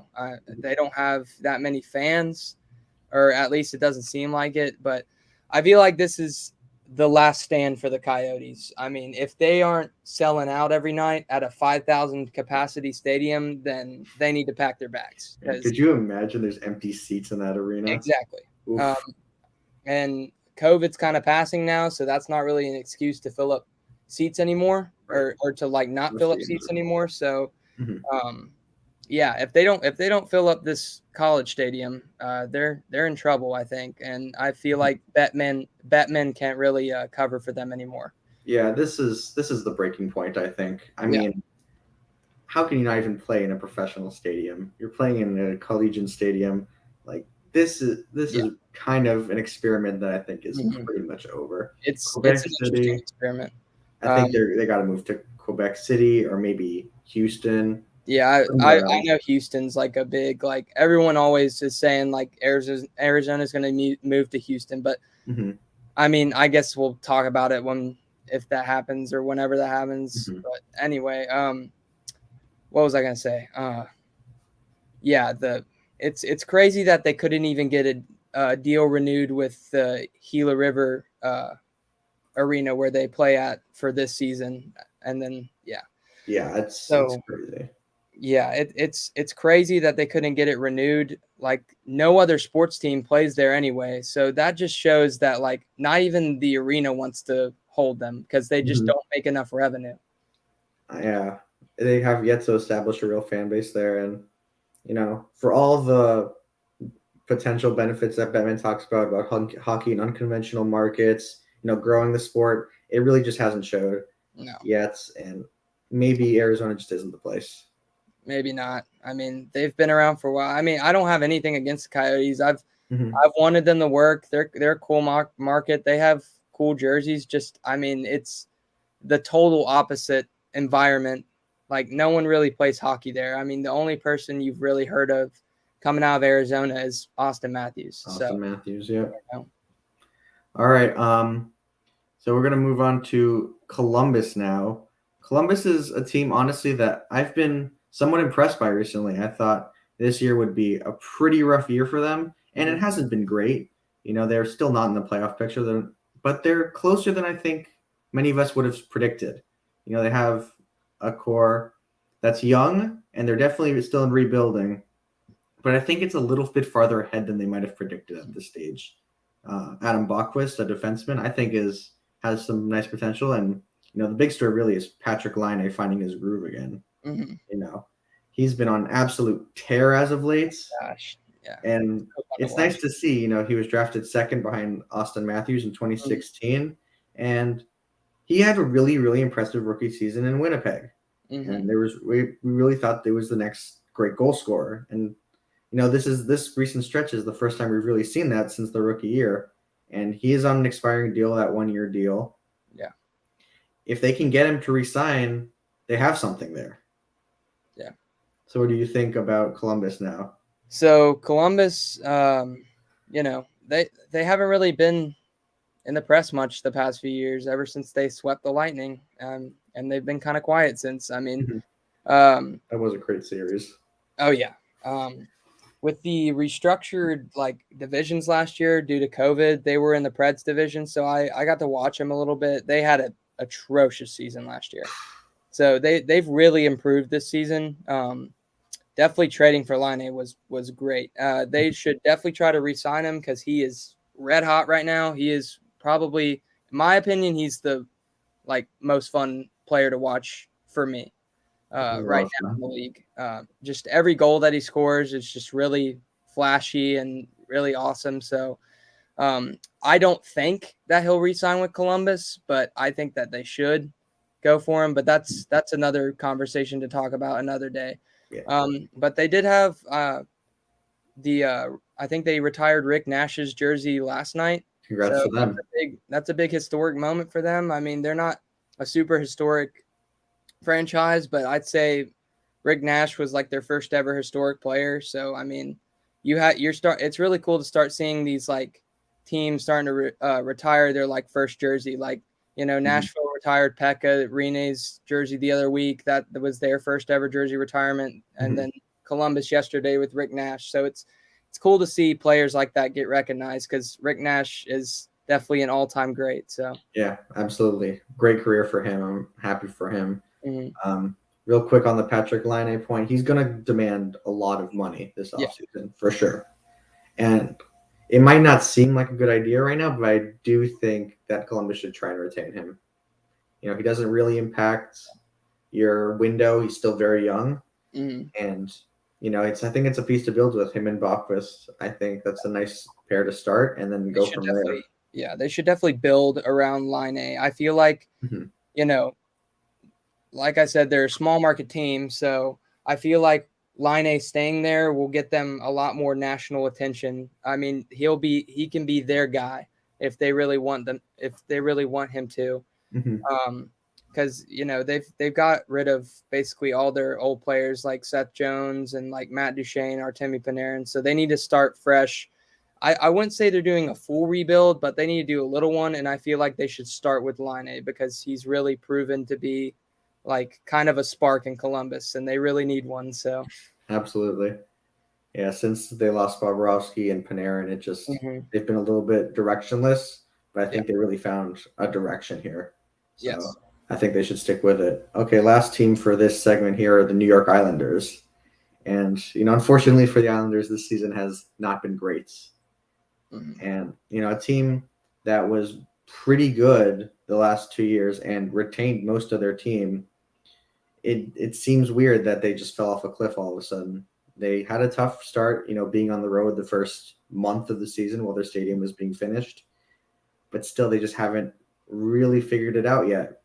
And, you'd hope that they'd figure out something to try and get back in the push, but this season just seems to have gone off the rails for them. So what do you think that the Islanders need to do to sort of get themselves back on track?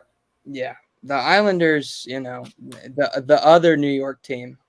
Exactly. Yeah, so I've always liked the Islanders. I'm definitely a fan of Barry Trotz, former Preds coach. So Good coach. Yeah, the Islanders are just a weird case. Weird case.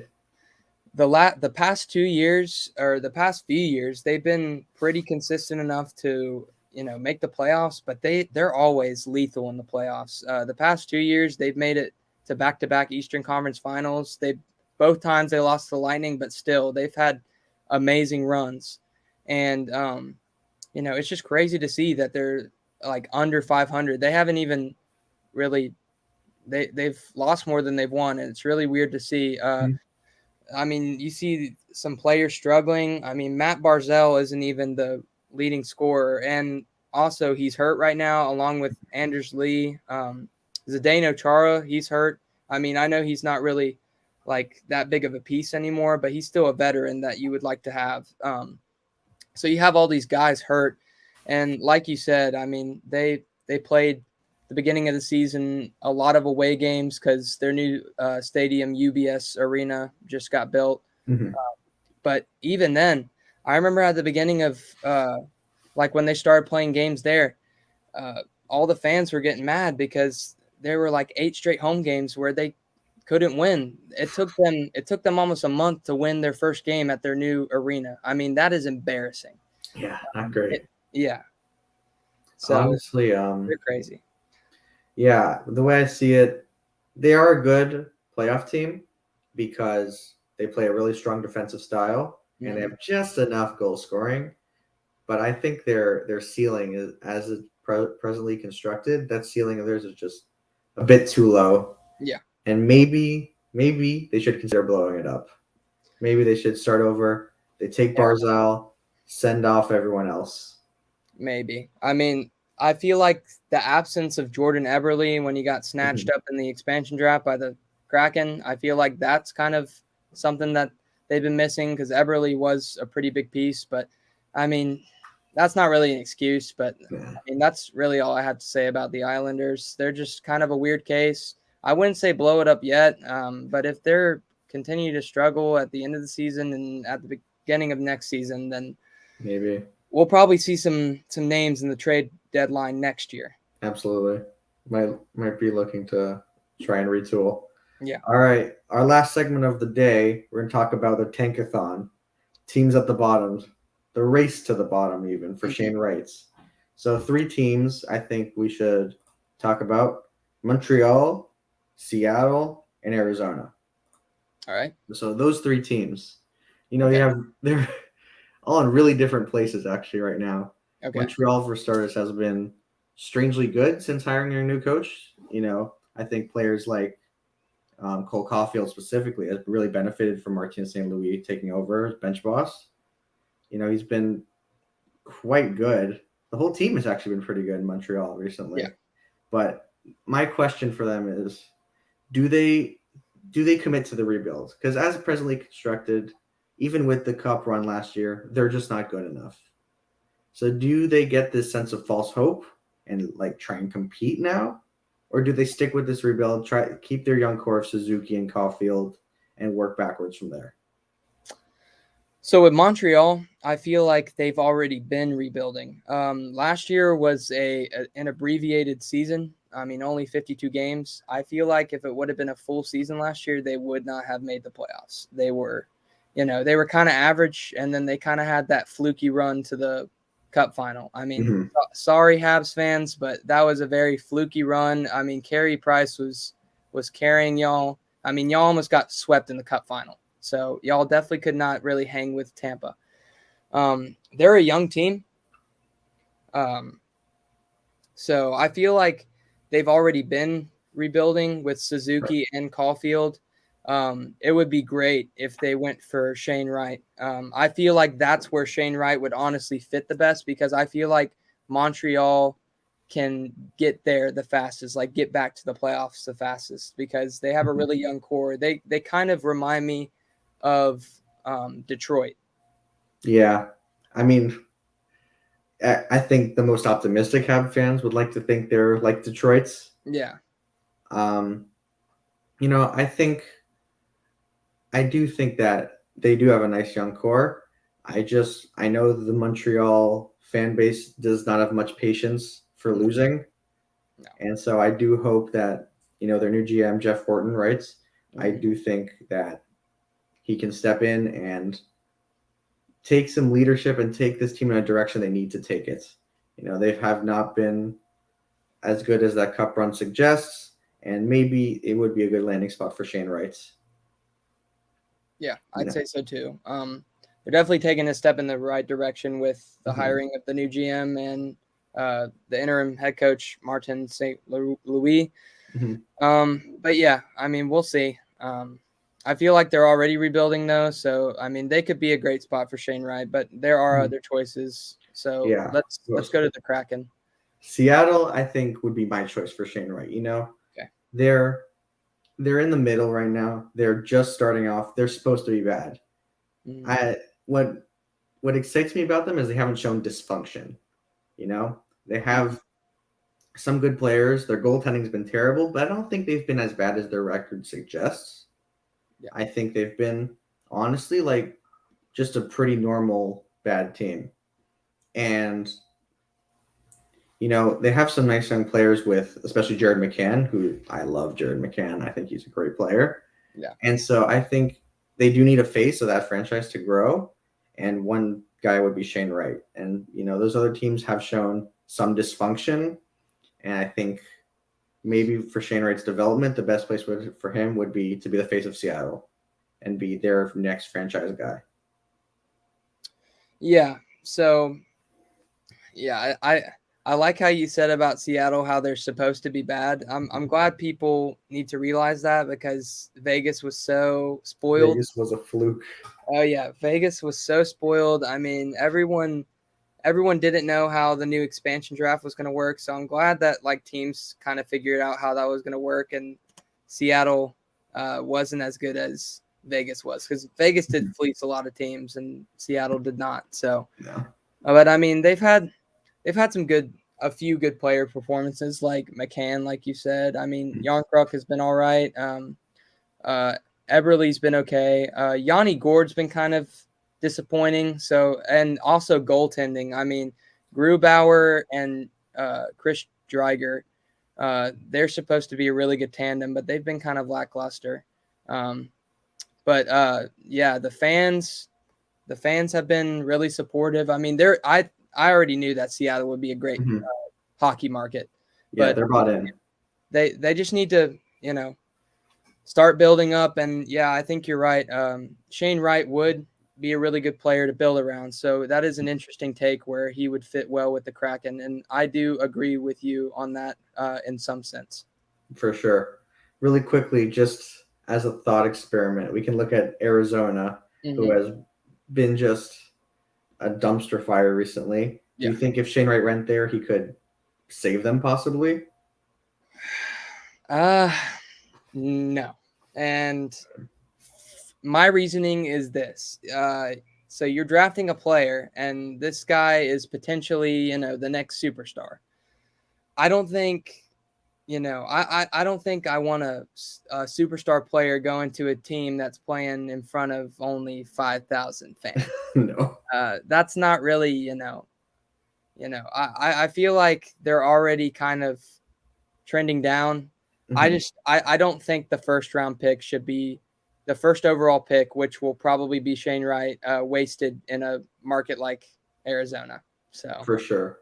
We talked about this earlier. They only have 6 players under contract for next season. Yeah, I know. They need quantity over quality right now. They need to just take as many swings as they can and hope something lands. Hope they can find some sort of semblance of a young core that works together. Yeah, Clayton Keller, nice piece. Lawson Krause, okay. Chychrun under contract, but probably on his way out eventually. To take Shane Wright first overall sounds great on paper. Yeah. But I think it's just not going to fix their problem No. because up and down, they don't have the leadership and they don't have the continuity that I think they need to take in a player with his talent and, build something tangible around him. Yeah. Yeah. So I think that's going to wrap it up for us here. We're going to send it over right now to the football team. Yep. Yep. Thanks so much for watching. Matt and Jacob are going to take it from here. Yep. Thanks so much, guys. What's up, buddy? Hey, how's it going? Not too bad. Pretty good show so far, I have to say. But now it's our time to talk about some hockey here. Oh, not football. hockey. No. Not hockey. We were just talking They about already hockey. did that, yeah. Good job, guys. I went to a Sabres game today, and I couldn't talk about hockey for 5 minutes like you could. So really, really awesome. It wasn't too pretty, but they're slowly one of those teams rebuilding at the moment. They seem to have been doing it for a couple of years now. So a few, yeah. Hopefully in the future it'll change there. But we got some football to talk about, buddy. But first off, I want to talk about ourselves. I'm Matthew Mikulak, kind of the guy who runs the show here along with Mr. Burkett here, and basically from Buffalo, New York, and just fell in love with sports and just reporting it and covering it and just being able to give it out to a large audience like y'all. So that's my story there. Yeah, I mean, kind of the same thing for me. Also from Buffalo, sports, Bills, Sabres, and nothing else. So I just I love it, and I'm ready for it all. So kind of starting off today's little pod here, I want to talk about the free agency coming into this 2022 season, and we've come up with a list of people to keep your eyes out for. And I think you're going to start off with probably one of the most hot ones on the market right now. So I'll let you take it away and start off. So first we're going to talk about Allen Robinson, wide receiver for the Bears. He had a pretty dismal season last year, but I personally don't think that that's his fault at all. He only played 12 games, which kind of brings these numbers down, but only 38 receptions for 400 yards and one single touchdown is not what you want to see out of a star wide receiver that, is going into free agency as one of these big ticket guys. But I don't see him going, I don't see this as being his fault, first of all, and I don't see him being cheap just because of that.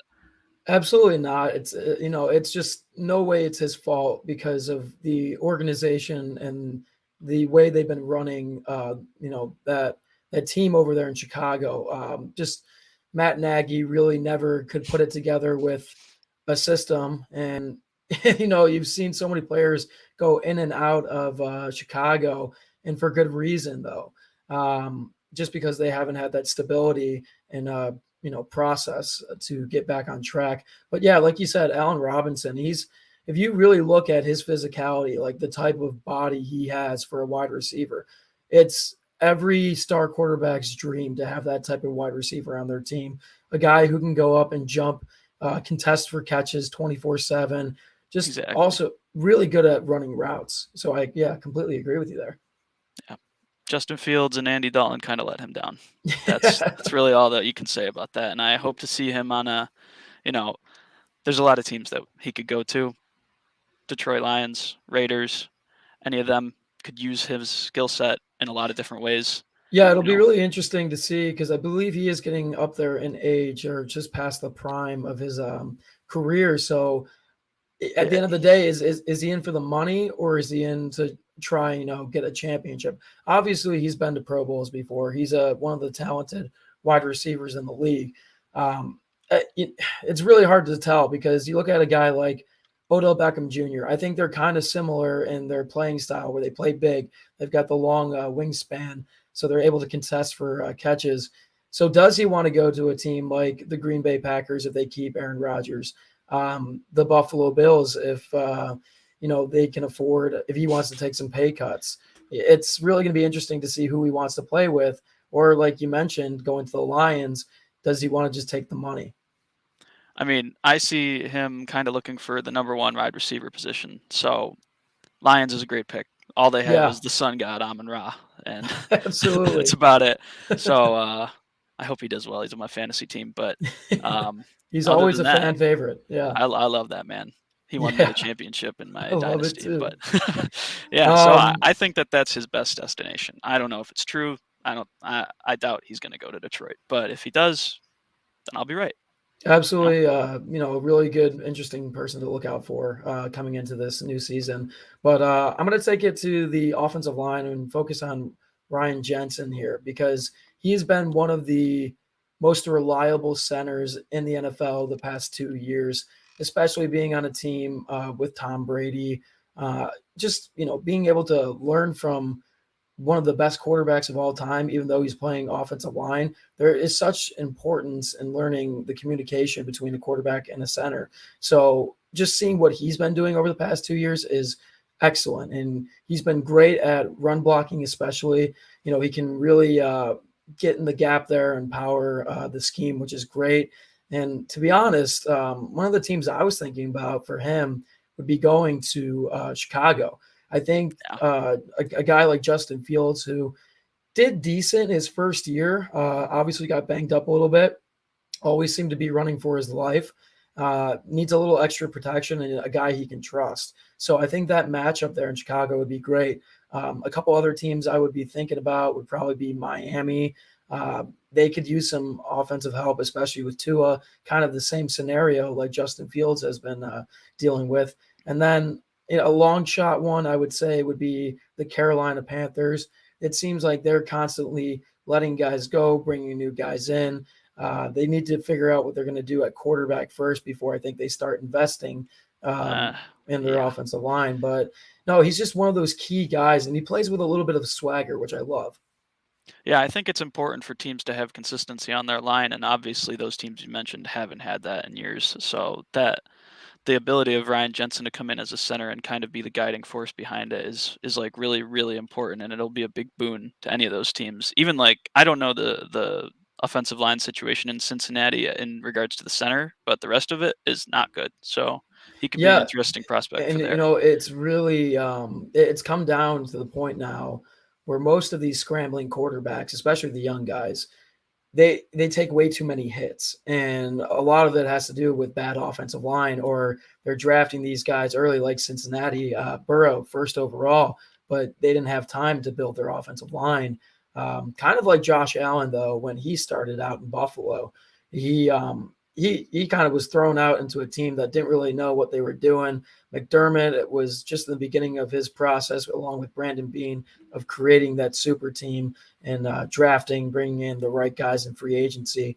And, this could be a guy to help a team that's struggling. So I think that's a really good pick you made there with Cincinnati. They could really use some help at their offensive line, but he's definitely been a reliable character throughout this past 2 years here in the NFL.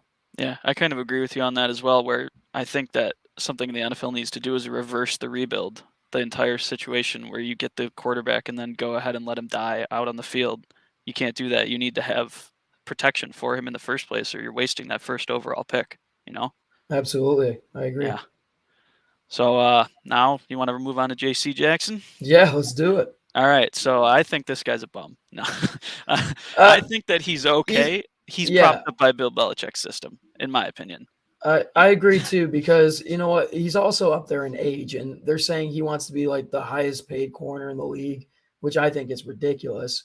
You really do look at those Patriot teams that won the Super Bowl. And from that, you see guys that have left or the Patriots had released after winning the Super Bowl to, maintain cap, or they wanted to bring somebody else in. Usually every time they leave, they're not as successful.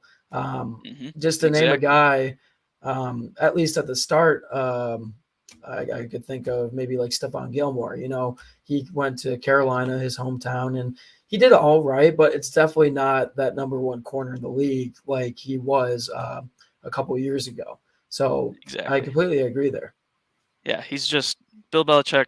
All props to him. I'm a Bills fan. I'm bred to hate that man, but he is an incredible coach. That he's the best ever, in my opinion, and his defensive schemes make his players look better than they are. And together they make a team. which is important. Yes, I completely agree. And it almost seems though, like with the way offenses are working nowadays, it seems like Bill's having a hard time, with his GM drafting the right guys. I mean, He for is years, the GM. Yeah. True. That's right. I mean, he does anything that happens goes through Bill. It's kind of crazy, but what I was going to get at is the years of Tom Brady there. They really never had any draftees that would come out and perform. They would always get guys usually in free agency or trades, and it would work out for them. But now, like without Brady over like the past year, 2 years here, you can see they've struggled a little bit with their draft, and obviously having these older guys wanting to leave. I don't know. I think J.C. Jackson might be able to work in some certain schemes, maybe higher end defensive systems. If it's a rebuild team, though, I wouldn't waste your money on it. I don't know. I think he's worth it for any team at a lower price point than he's asking. I think that he's going to hurt any team with his cap hit. He's not going to hurt them on the field. He's just going to make the overall team worse because he's bringing them closer to the cap, in my opinion, at least. Yeah. All right. Well, I'll go over to our next guy here. We've got Chris Godwin, which this I think is one of the biggest free agent guys out there. Obviously, we talked about Robinson, but I mean, Chris Godwin, just watching him run routes, he's really just talented and he's smart and it comes easy to him. In 2022, he played 14 games, had 98 receptions, 1,103 yards, and 5 touchdowns. Now, in his career, though, he's played 72 games. He has 342 receptions, over 4,500 yards, and 29 touchdowns. It's like this guy just produces and gains yards, and he comes up big, too, in the clutch moments. I understand he's played with Tom Brady, but that being said, you have to get open in order for Tom to throw to you. I know they've had a really good offensive core as well with Leonard Fournette in the backfield. Obviously have Mike Evans, Antonio Brown at the time, and then they brought in Gronkowski this past year. But when he's on the field and he's healthy, Godwin, I think personally, is their number one wide receiver. So that's the problem, though. Yes, it is, and I think though, any team out there, you bring this guy in, if he's your number 2 guy, it's the perfect connection you'll have. So I mean, if I'm looking at a team to pick him up that just needs that 1-2 combo, I'm thinking of the Cleveland Browns. And the reason why is, you have a guy in Jarvis Landry right now. He needs that guy beside him to look good and to produce. Obviously, they're having a little trouble in their quarterback in Baker Mayfield. But by bringing in Godwin, it will open the field tremendously and also help out the run game. You got to remember, Cleveland does have a really good offensive line, especially when it comes to the run game with Chubb in the backfield. But by opening up the offense a little bit, it could make this team a lot better and make it easier on Baker. So I think that'd be a great landing spot for him. Also, I'm looking at Indianapolis. Obviously, they need to figure out what they're doing with Carson Wentz. Who are they going to draft a quarterback in this upcoming draft? Are they going to look for somebody in free agency, possibly a guy like Mitch Trubisky out there? Who knows? But just what they've done with that coaching staff and Frank Reich, it's been tremendous. I mean, they kind of the same thing with Cleveland. They're a run team first. And by opening up the field, it's going to make it a lot easier for them. I threw out another team, Jacksonville Jaguars. Trevor Lawrence needs all the help in the world. I mean, he's obviously 1 year into his long career ahead of him. But at the end of the day, he needs more targets. He had so many guys get banged up over the season. Obviously, their head coach was a nuthead this year. Probably didn't really help Trevor in the process of becoming a mature young QB. He was probably learning the opposite stuff. So that's what I have to say there. Yeah, so at least for me with Chris Godwin, the worry is the ACL. He's coming back from a devastating injury. You talked about his route running. That could be affected horribly. So I'm the only thing I'm with injuries nowadays. Yes. I mean, obviously ACL is one of the worst injuries you can suffer in pro football or in any sport in general. I'm just looking at some of these recent players that have had knee, leg, ankle injuries and that have come back strong.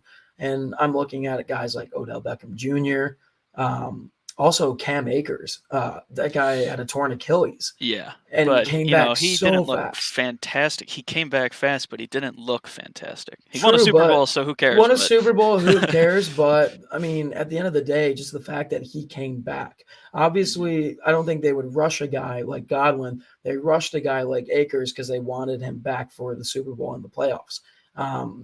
So which shocked I me, think but it. Oh, that- absolutely.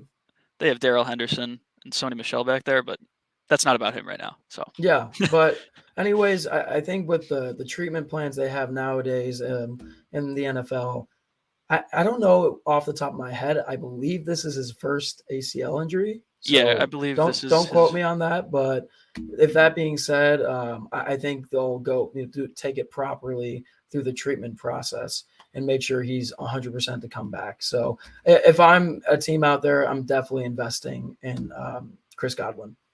I would too, personally, but we'll see. Coming up, Terran Armstead, tackle. I also think this guy is going to be a detriment to any team he joins with his huge cap hit. He's only played, I had the stats here. He's never played a full season, ever. People talk about how great of a tackle he is. You're only a good tackle when you're on the field. True. He's great when he's there. But Mhm. the thing is, he's had 3 Pro Bowls and a second team All Pro, which is incredible. And yeah, he really does do a good job, but he's old and he's getting injured a lot and he's not reliable enough, in my opinion. But he's going to be a big ticket item this year. Obviously, the Bengals, number 1, because they need all the help that they can get. Yes, Joe they Burrow, do. please save that man. Indianapolis, Carson Wentz is a piece of, he's a piece of glass. So he's going to get injured no matter what, but it's good to protect him. They're both in the same boat with injuries. They can't stay Yeah. on the field. I know. But it's also hard too because I'm gonna make a little comparison here. You look at a guy like JJ Watt. I know he's a lot older and he's accomplished more personally, but it's gonna come down to a team looking at him and be like, is he worth to invest if say, okay, 17 game season, if you get him for 12 games in the I think regular so. season. I think so. That's what I think a lot of GMs are gonna look at. Just it's that cost basis kind of thing where you want to say, is it worth it to have him for 8 games or 12 games? Is it worth that hit on our cap? Is it worth having to put in our backup for 8 games of the season? Yeah. Yeah. But I don't know. I'm shaky about him. Yeah. Well, this is the best part of the offseason is just figuring out where everybody's going to go, what teams are thinking. And, when you really dive into it, the injuries are such a huge portion of it and their availability. And it really makes you think like how much these GMs and owners and coaches go through their research and when they bring someone in. But yeah, I think he'll be a pretty decent player for any team that gets him. We'll see what happens in the upcoming months here. But a couple sleepers that I want to get into is Marcus Williams, safety from New Orleans. Now,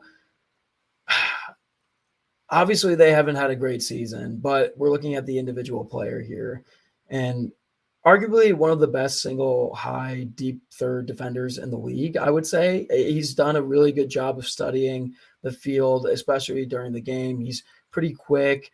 But he waits patiently. When he makes his decision, he goes. But he's very calm, cool, and collective when he's out there and really does a good job of covering basically anybody out there in the game offensively. And he's still very young, and it would be getting him during his prime at a big contract extension here.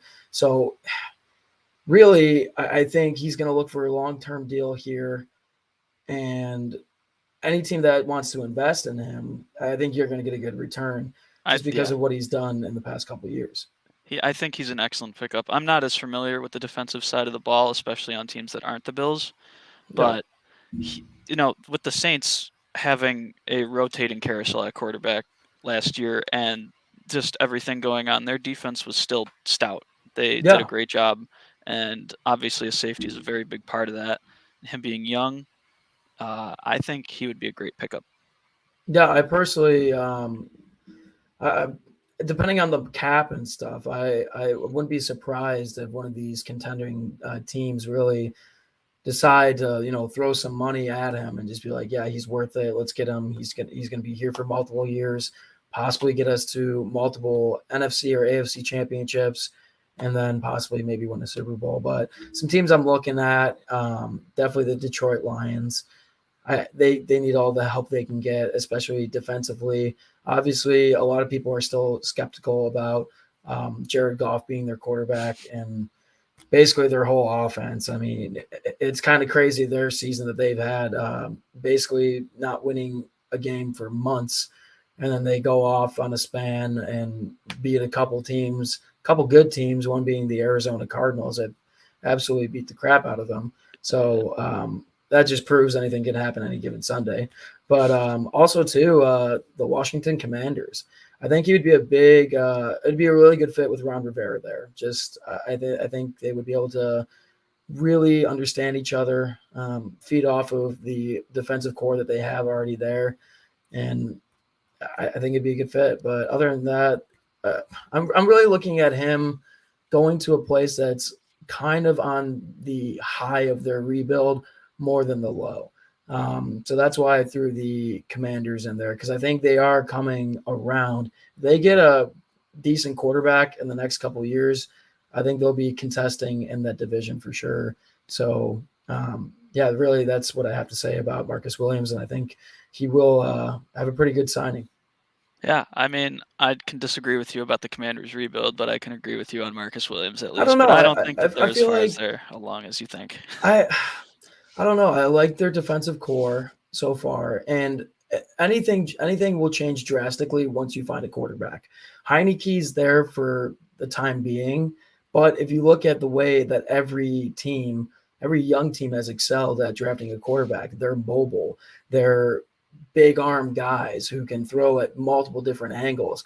Heineke's he can take off every once in a while, but he's your standard stay in the pocket guy.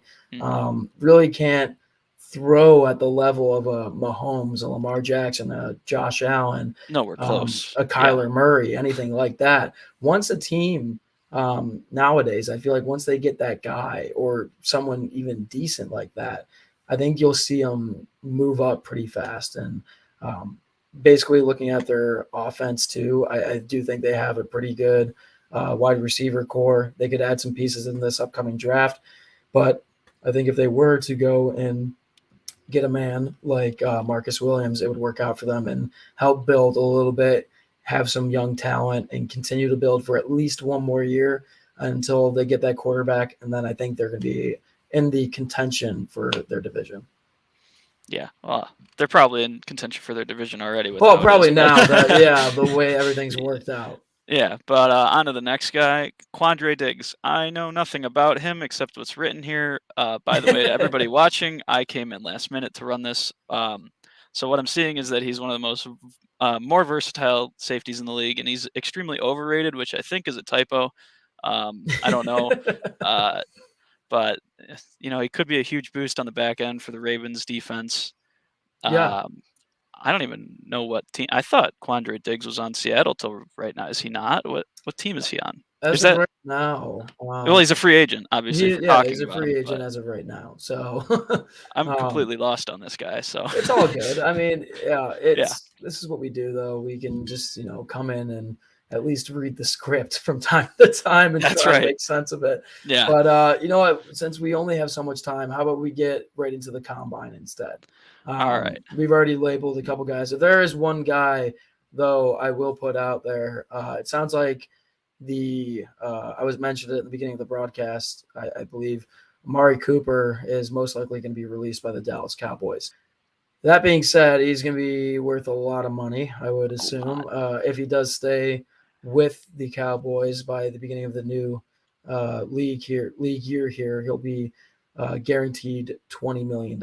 So that being said, what team really wants to take a crack at him? And he's getting a little bit older, but he's still one of the top wide receivers in the league, in my opinion. Yeah, he just doesn't get the targets on Dallas with all No, the he mouths to doesn't, feed. because there's too much talent there. Yeah, so And I think we'll see him go somewhere and explode all over Yeah. again, basically. I Just do an completely incredible agree. job. But yeah, let's get into the combine here, buddy. And I'm going to start off with the quarterbacks. I'm going to name one winner, one loser. I'm going to start off with our winner here, and that's going to be Desmond Ryder out of Cincinnati. His 40-yard dash was a 4.5, very athletic guy. We obviously got to see him in the college football playoffs. Obviously didn't do too well due to them playing Alabama. That's just hard at any level, especially when you're basically playing an NFL team in college. So kind of unfair there, but, he had a 36-inch vertical and a 127-inch broad jump. So you can really see the athleticism in this kid here. I think he's definitely a work in progress. Now, even though I named him a winner, I'm not saying he's going to go right into the league and become, the next Patrick Mahomes or be just like Josh Allen, but he has the potential of being worked with whatever organization he's drafted by and really develop if they do a good job at that. So it really depends on where all these guys get drafted. And I think he does have potential, though. But the loser may shock everybody. I'm going to go with Kenny Pickett. Everybody saw it on the national media that he had 8.5-inch hands, and everybody's like, too small of hands to be a NFL quarterback out there. And honestly, I'm not necessarily looking at that. I'm looking at just how he reads the field, how quick he is to release the ball. I just don't think he has it. I don't think he really has that quick release. I look at a comparison in his release to a guy like Justin Fields, where he's just a little bit slower at it.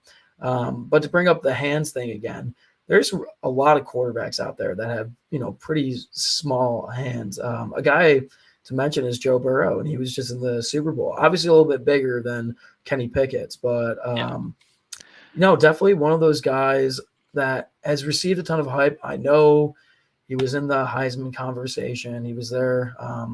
Didn't get it, but he was there at the ceremony. I just don't know I feel like he has to be picked by the right team for him to turn out. I mean, for me at least, I am anti small hands narrative here. I don't think it matters. Yeah. I mean, come on. You see Joe Burrow, that was his big thing. 2 years ago.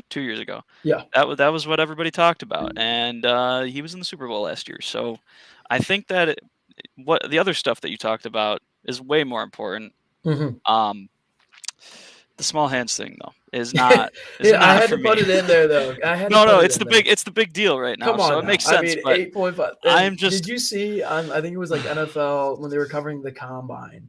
There's like a thing where if you take a piece of paper and you put your thumb on one edge and the other, I believe it's 8 inches across.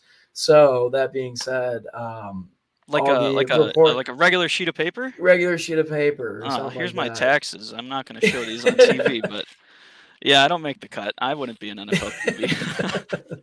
Either way, though, they were joking at it pretty hard, but maybe it motivates the kid. Who knows? It's a chip on his shoulder, and if he can overcome all the other things, I don't think his hands matter. But I'm not much of a college guy, so I don't watch too much of the college things. So really, you're going to be my my guy that tells me what is happening here. So onto the running backs, I've got Breece Hall as the winner. I've heard about him actually, unlike most of these people that we're going to talk about. He's from Iowa State, and he ran a 4.39 40-yard. Which matched up with his vision as a runner is going to be a deadly combo at the next level. He might be in first round conversation. I don't know. But he hit 40 inches on the vertical. He's an athletic specimen. He's somebody who can really do everything that you need to do from the running back position. And I would like him on the Bills. There we go. I'm going to say it now. I don't know him, but I want him. Yeah, it's very, for me, it's always been hard to evaluate running backs because obviously depending on which conference they come from in college, you got to look at basically their offensive line because that will define almost every single running back, at least for the first 2 rounds, like what kind of offensive line have they been working with? what type of conference are they in. If it's a conference like the SEC, you got to think sometimes, okay, they might just have a dominant offensive line, and this guy's just getting holes left and right. But you can also look at a team like the conference like the Big Ten as well. Maybe they may not have the biggest or the toughest offensive line, but these guys are still making holes. But no, Breece Hall, I mean, from what I've seen in his game film, he's very decisive, very quick to decide where he wants to go with the ball.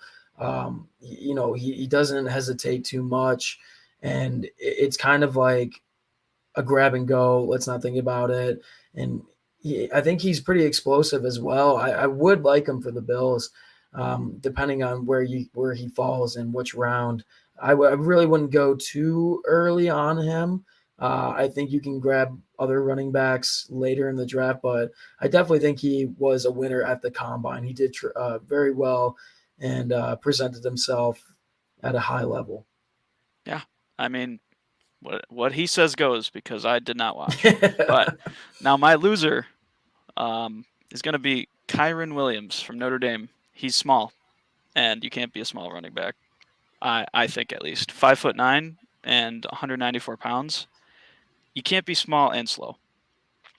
And he's bold. So, on here it says that his pass blocking ability is good, which kind of blows my mind for somebody that tiny. But well, yeah. A lot of running backs, when they are small, they are able to get a little bit lower when Get the picking leverage. up the blocks. Use their leverage there. So obviously, if you're a team looking for that type of ability, obviously look at this guy.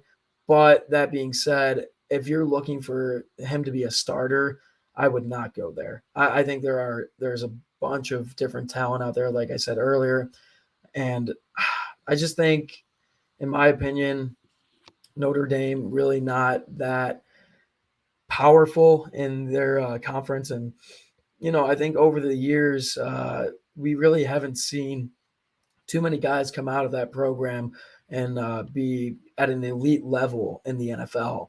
And just from watching a little bit of this film, I haven't looked a ton at it. I think he is a little bit slower mentally, like when it comes to reading a field. Not that way. Whoa. But, not that way. But when it comes to reading a field, that came out wrong. But just seeing holes, Yeah, just it's finding gaps. It's important. Yeah, it seems like if it's not straightforward right out in front of him, he's gonna be a little panicked. So I definitely wouldn't invest in him early in the rounds like he's projected to be. But if we want to go over to the wide receivers, I look at Christian Watson. He had a day at the combine. I think he will be selected in the first round. A lot of people have put him as a second round guy, but just from watching him, he handles himself very well in the interview sessions. I've seen a lot of him, talking to multiple teams, and he's just very proper about himself, but also running a 4.36, being 6'4" at 208 pounds. That's pretty ridiculous. That's nuts.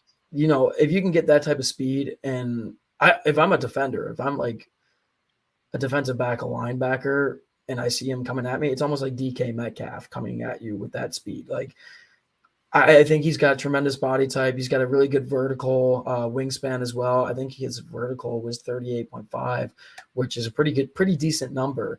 And I think he's got nothing but potential. Kind of going back to what I've been saying earlier about some of these guys, it depends on which team drafts him. But I think whatever team he is drafted by during training camp, he is going to be the guy to compete with going forward. But my loser, though, I'm going to go with David Bell out of Purdue. He didn't take place in his bowl game, and it was actually against my Tennessee Volunteers, which was rigged for you guys that watched it. But no, I got to give this guy some credit, though, just from his season. Talked about potential first round pick. He's good. He's pretty decent there. They did have a stacked offense, but at the end of the day, he didn't perform well at the combine. Now, that doesn't mean a lot. Obviously, these guys are going to get their pro days. They're going to have their film speak for them. A lot of these players in the past have really not decided to go to the combine or show specific skills because they feel like they don't need to. Everything they've done has been out in the field, and that speaks for it itself. But, a 33-inch vertical jump, really not that good. The worst 20-yard shuffle out of all the receivers at 4.57 seconds. Just did not have a good day. So I do think he is going to drop out of the first round. We will see. Obviously, we're not the experts, but we're going to try and do our best to do our, Nobody's decent an research. expert. Nobody's an expert. Mhm. True. Nobody knows what's going to happen in the NFL draft. So yeah, but I just- don't expect him to go in the first round. maybe he could be a Definitely steal don't. in the second. Then hopefully He you know? could.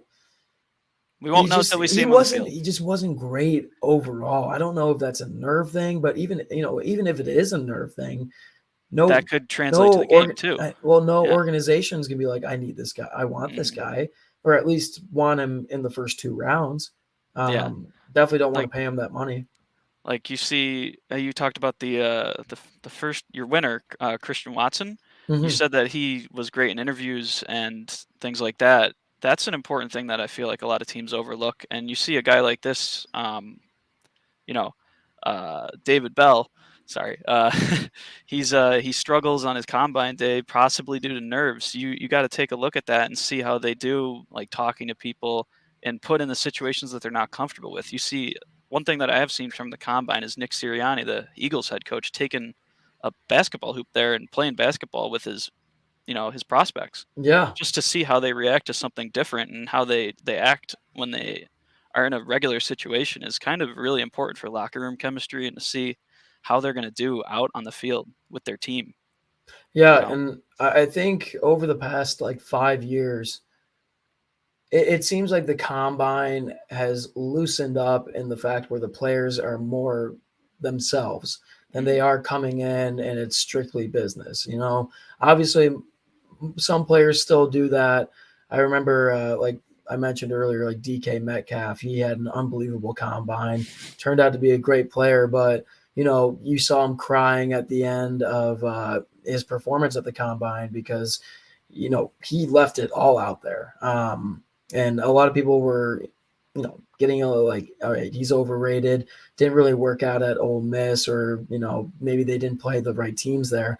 But no, it seems like a lot of personality and culture is very important in the process, and just seeing how they relate to other people. So yeah, that's a really good point there. And so that's what I got for the wide receivers at the combine.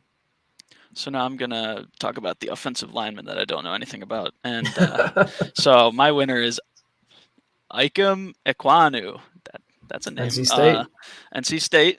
He's looking pretty smooth in the individual drills. A 4.93 at 310 pounds is ridiculous. That's nuts. That's a freight train. Just wait until we talk about the defensive lineman. I got a guy that's gonna just blow everybody's mind. I heard about him. Everybody knows who it is, but yeah, we gotta talk about it. So yeah, this guy could be the first tackle off the board and could be the first overall pick. That's all I can say. I think he's really proven himself, and you look at his craft that he's been working on for so long and how much he's changed over his years. He just gets better and better, and obviously most players do, but he takes it real serious. And he's one of those guys where he takes so much pride in it to the point where maybe he's not showing all of his emotions out during in the media and stuff, but man, this guy is really good at footwork. I think he's for sure a day one starter for anybody that decides to draft him. He did tremendous at the combine, but you just look at his tape over the past past year, and just how much he's grown. He's really good at picking up double teams from time to time and just moving around and just finding the groove, working with the quarterback. Really smart player for sure. That's something that gets overlooked on the offensive line a lot, is the the smarts, the cohesion with your team, being able Well, to call that out is just that blocks. chemistry you have Yeah. with your quarterback and what type of players they have, and he did a tremendous job this past season. Speaking of someone who didn't do a tremendous job, Kenyon Green from Texas A&M, A little overrated in my opinion, but go very ahead. slow, 40, 5.24. I don't know Not if that that's actually they slow have to for big move. people. Yeah, I mean, Uh, it depends because a lot of people will not have the performance at a combine, but they have something called game speed, where they just have the adrenaline going and they just it kicks in. everything just- yeah. goes up by just a couple more notches. And if it's game speed, it works out. A guy I think of all the time, just because I saw him at my school at the University of Tennessee, is a wide receiver in Jawan Jennings. Like, not really that fast, but now he's with the 49ers. And he, as of late in the season and into the playoffs, he really became their third string wide receiver, possible sometimes second string guy, depending on the game.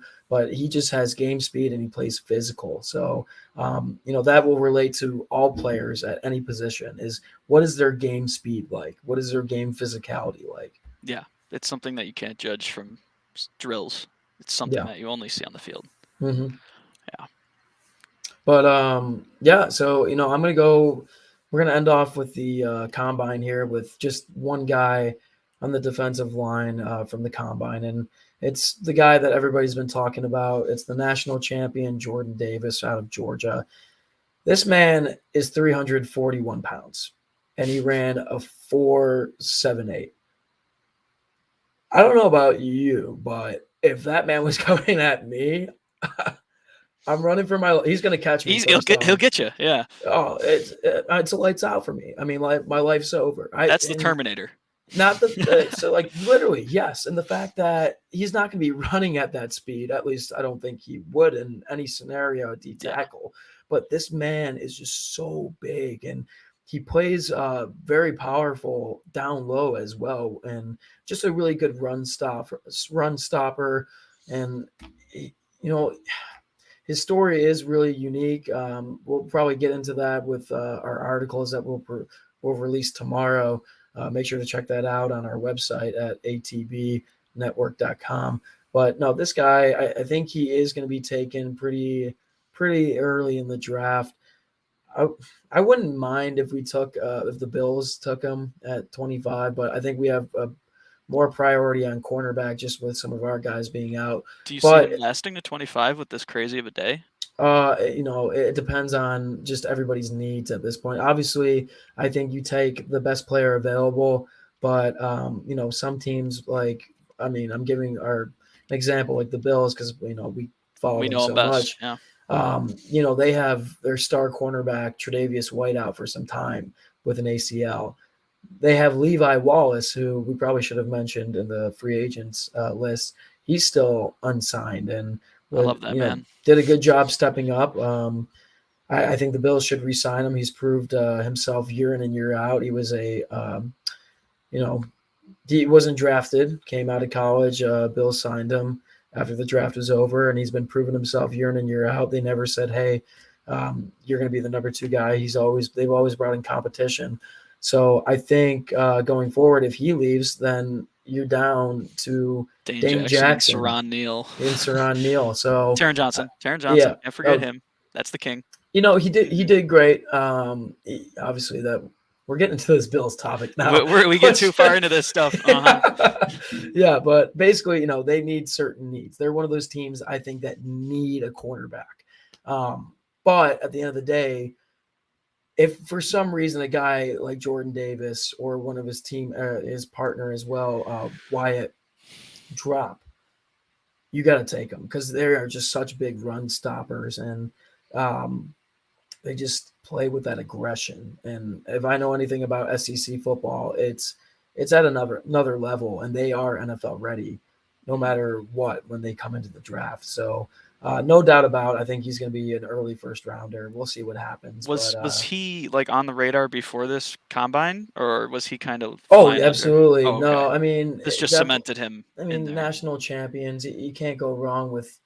You look at any national champion, over the past 5 years, a lot of them have been out of the SEC. Usually half their team is drafted.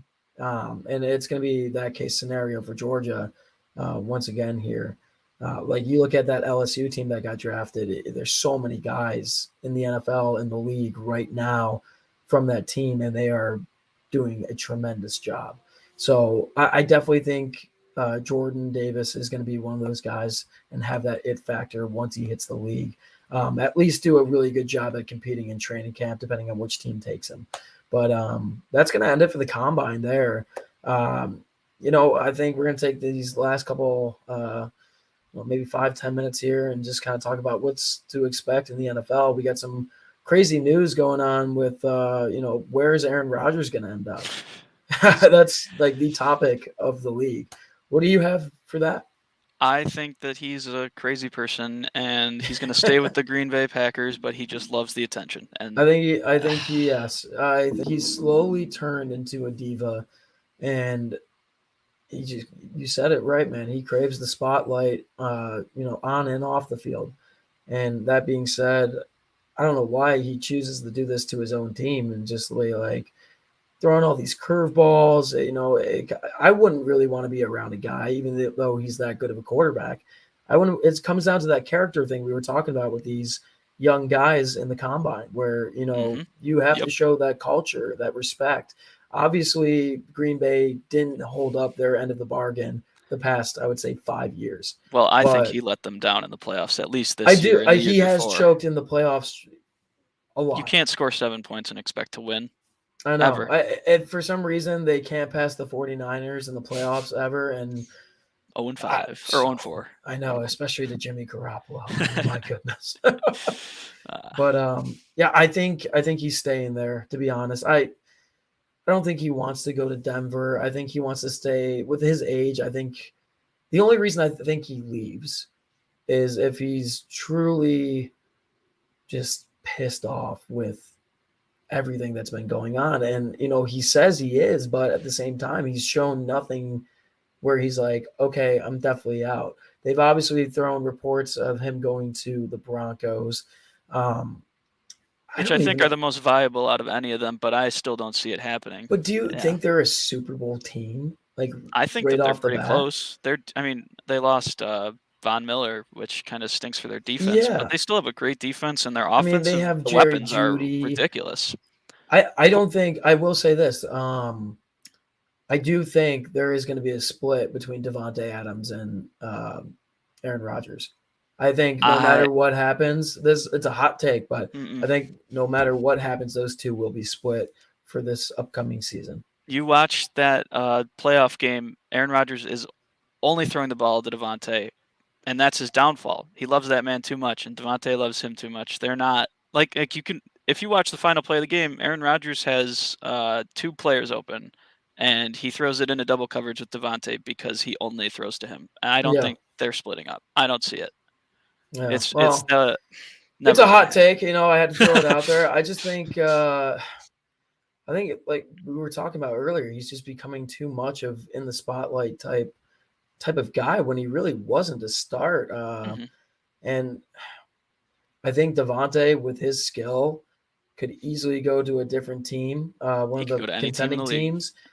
He could, obviously any team in the league, but I think he's going to go for a contender and immediately make an impact. And I wouldn't be surprised if he makes a Super Bowl, depending on what team he goes to, but and how much money he wants. Obviously, that's really the question. What type of deal he's looking for.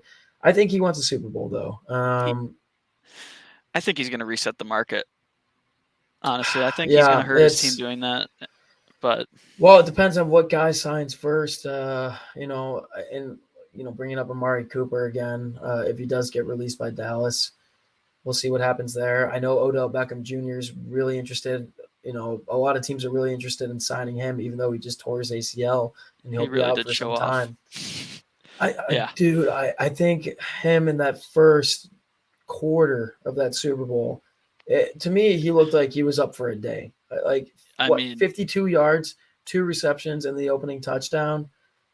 I think it was going to be unstoppable. But then again, he does have Cooper Kupp on the other side, so he does get some separation. I mean, that could be another case of the system helping him out, like we talked about with the Patriots and J.C. Jackson, where you see he stepped into Robert Woods' role, and Robert Woods was doing excellent the whole year, and OBJ comes in and takes over his role and catches all the same passes. So is that a product of Sean McVay and Matt Stafford, or is it OBJ going back to his rookie year? Yeah, it's definitely something to talk about, and it interests a ton of people out there. And I think Los Angeles is going to be in quite some trouble for years to come because they have no future in drafting, or they're just over the cap. I love their strategy. It's beautiful. Let's be real here. If for teams that haven't won a Super Bowl, it's totally worth it because it's a one. Like that's all they want. They just want that one Super Bowl. Out. Honestly, would you take one Super Bowl and then suck for 20 years? We already did. I'll take the Super Bowl now. Exactly. It's a no-brainer. But a lot of teams out there are looking to not only get to a Super Bowl and win a Super Bowl, but they're looking to be there for multiple years. And kind of going back, I think Davante Adams is one of those guys that could sign with a contending team for a couple of years and possibly, consistently take them to AFC or NFC championships. Yeah, I agree. He's going to be a monster no matter where he goes. But I think where he goes is Green Bay. All right. Well, we got that. We'll see. It's up to the debate. Maybe we'll have to place a friendly wager on there. We might have to. Let's do about 5 more minutes here. At 9:15. Well, we can start with Kyler Murray or Mitchell Trubisky. Who do you want to go? Or we can just do one of them. Let's end with a bang. So we'll end with Kyler. Let's hit up Mitch really quick. Okay, Mitch. He's going to the Giants. You think so? I think you think he's going to follow Dable? I think that's the whole reason behind the move. I don't see it any other way with Jim Schoen. It's one of the two. You don't think he would want to go to a team like Pittsburgh? Or do you think Pittsburgh would even want him? I don't think Pittsburgh wants him. I think Mike Tomlin is going crazy and he likes Mason Rudolph, which is nuts. But I think they're going to draft a QB late and have him compete. But I see Mitch going to, like you said earlier, the Colts could be another option, but I think he goes to the Giants. I see Giants in his future. Obviously, it makes sense. Like probably at least the most on paper with the Giants taking so many guys from the Bills and Brian Dable naming them the new head coach and obviously taking our assistant GM. It would make sense. 100%. I agree with it. They do have a good receiving core there. They do need to build up their offensive line. It's rumored right now that Saquon Barkley is on the trade block. I think that's silly, but I don't know really who would want him at this point. They say a 4th round pick. I heard only 4th. That's not terrible, but he's not. I don't know what his contract situation is, to be honest. 2nd overall rookie is a problem because that's a high contract, but it's only two more years. Yeah, probably 2 more years. But it kind of going back to when we first started our segments, it's how many games is he going to be available for your team? So that's going to be an interesting take. But the reason why I mentioned the Steelers is Mike Tomlin already came out and said, going forward, even if they do draft a quarterback, he wants a veteran guy playing. Did that he say being that? said, Okay. He did say that. So that being said, I look at their awesome. They have an awesome defense. They've always had an awesome, and that's what, like, even though I don't really necessarily like Pittsburgh, being a Bills guy, I respect them for the way that they build their team consistently, year in and year out, and I give them so much credit because even though they've won 6 Super Bowls, they've done it in multiple decades. They're consistently great. Very, or very at least consistent. Yeah. Or at least I've known since a young age that the Pittsburgh Steelers linebacker is the standard. No matter where they come from, they play with physical power, emotion, and that comes straight from their front offense, their head coach. And a guy like Mike Tomlin, he brings the energy to his players. Definitely a player's coach for sure. And I think when he said, I want a veteran guy, I would totally put money on that he's at least looking at Trubisky. And the reason why is you look at Trubisky's track record. Obviously, everybody's trashed him because he went before Deshaun Watson and Patrick Mahomes. Obviously, Watson right now not in the best of situations, but you look at Patrick Mahomes, won a Super Bowl, has been to another one. He's this, one of the guys in the NFL. But Mitch, I think, gets a bad rep because of, what he did in Chicago. Everybody's like, oh, they had the team. But really, you look at the coaching staff, you look at their organization, their front office, hasn't done anything over the past five years. When Mitch was there, he was able to take Matt Nagy's Bears to the playoffs twice. Probably should have won that first game against the Eagles, but ultimately double doink, yeah. Cody Parkey, double doink there. You're looking at a guy that is good enough to get you to the playoffs. I think if you get him on a solid team like a Pittsburgh Steelers where they have an awesome defense, they always have a steady offensive line. You got guys like Najee Harris. Don't know if Juju Smith-Schuster will be returning there. He's another free agent. I think he's definitely gone out of there. But you got Claypool, Johnson there, Washington. It's just some core guys at the wide receiving position. And I honestly think really any quarterback at this point is an upgrade from Ben Roethlisberger over the past 3 years, I would say. So, and just the praise that Josh Allen has given Trubisky for 1 year, just saying this dude's an athlete. Like, he's able to run. We saw him play a little bit. Really didn't hurt the team. I think he had a rushing touchdown this year and maybe just a couple passes here and there when the Bills were blowing out opponents. But he is a smart guy. He's a smart kid, and I think he would fit well in Pittsburgh. Really, I don't think he would hurt the team. And like I said earlier, any quarterback they get that's pretty young and can be mobile, like I think Trubisky can be, I think they're honestly, in my opinion, I think they're right there with Cincinnati competing for the division. I think Pittsburgh easily competes for the division no matter who they have behind center. But I not to be mean to him because I love the guy. I don't think Trubisky is the answer anywhere. I see him being a bridge QB, honestly. He goes to the Giants. He sits behind for 2 years and throws passes and interceptions, and then they draft somebody new after they rebuild the line. Same with Pittsburgh, except they don't need to rebuild. He's just going to go there for a QB competition. I don't know. I know that Matt Nagy was his coach, and people put a lot of blame on that. But you watch him play, and he's okay. Yeah, that's the word. That's Trubisky word. He's okay. We will see. You got to remember he is a MVP. MVP, the king. One of the best awards to get in this fine sport. But we'll definitely see what happens there. And let's finish it off real quick with Kyler Murray. What do you think's going on there, buddy? I think it's a lot of hot air. I think he's he's a bit good of a diva. Teammate. Yeah, no, I mean, or do you think he's saying the right things? No, I don't think he's saying the right things, but I don't think he knows what he's saying. I don't think he realizes that it's causing such a problem. You see a video got posted the other day I saw on the NFL subreddit of him going up to his teammates on the sidelines when they're getting blown out, and he talks to one of his offensive linemen who just let up a block and caused a fumble, and you see him talk to him, and he really acts like a good teammate, and he doesn't put the blame on that guy. I don't know his name, but it seems like he's right now in the off season, he's just looking for something to do. Deleting all that stuff off of his Instagram. He's done that every year. That's not anything new. So many athletes do that. Yeah, that's just something that doesn't matter. That's the media looking for something to talk about, not to disparage the fact that we are now talking about it. But I don't know. They did it. They got us. Yeah, they got us again. Yeah, but I see him being. I think he's a good quarterback and an okay teammate at most times. Yeah, a lot of people have given him, a lot of heat just based on his first playoff appearance.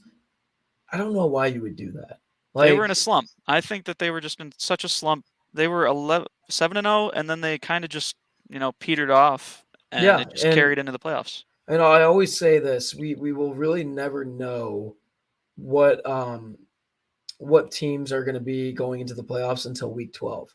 I've always said that. I mean, obviously, I haven't adjusted for the 17 game seasons now, but you really don't know a team's potential until week 12, because it's enough months under these players and teams' belts where they're really finding out how they're able to deal with injuries, how good is their depth at a roster and stuff. And, obviously Kyler and DeAndre Hopkins, JJ Watt, they started off so hot, like you were talking about, and they kind of got labeled as the kings of the NFL so early. And it seems like they weren't able to handle so many injuries coming out. They weren't able to handle that pressure. And losing to Detroit. Losing to Detroit. I was about to say that, dude. Yeah. I mean, wow, that is definitely not the ideal way to, end off the season pretty late there. But I think Kyler, you got to give him time. He's a young kid. They're going to make some statements that's probably not, the professional way of doing it. They'll learn from it. He's got a big head right now. Getting drafted first overall with your team putting all that stock on you after already drafting a QB the year before is crazy to see, first of all. And it just, I think it kind of blew up his ego. I think I completely agree with you, buddy. Yeah. Mm-hmm.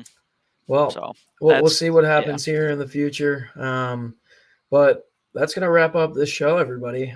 Thanks for tuning in. Yeah, we appreciate it, everybody. Yeah, shout out to all of our writers out there. Their articles will be posted tomorrow. But everybody did a really good job here. And, stay tuned. We'll be doing shows every Sunday night. And can't wait to see you guys next week. So from here at the block, we'll see you. Have a good night, everybody.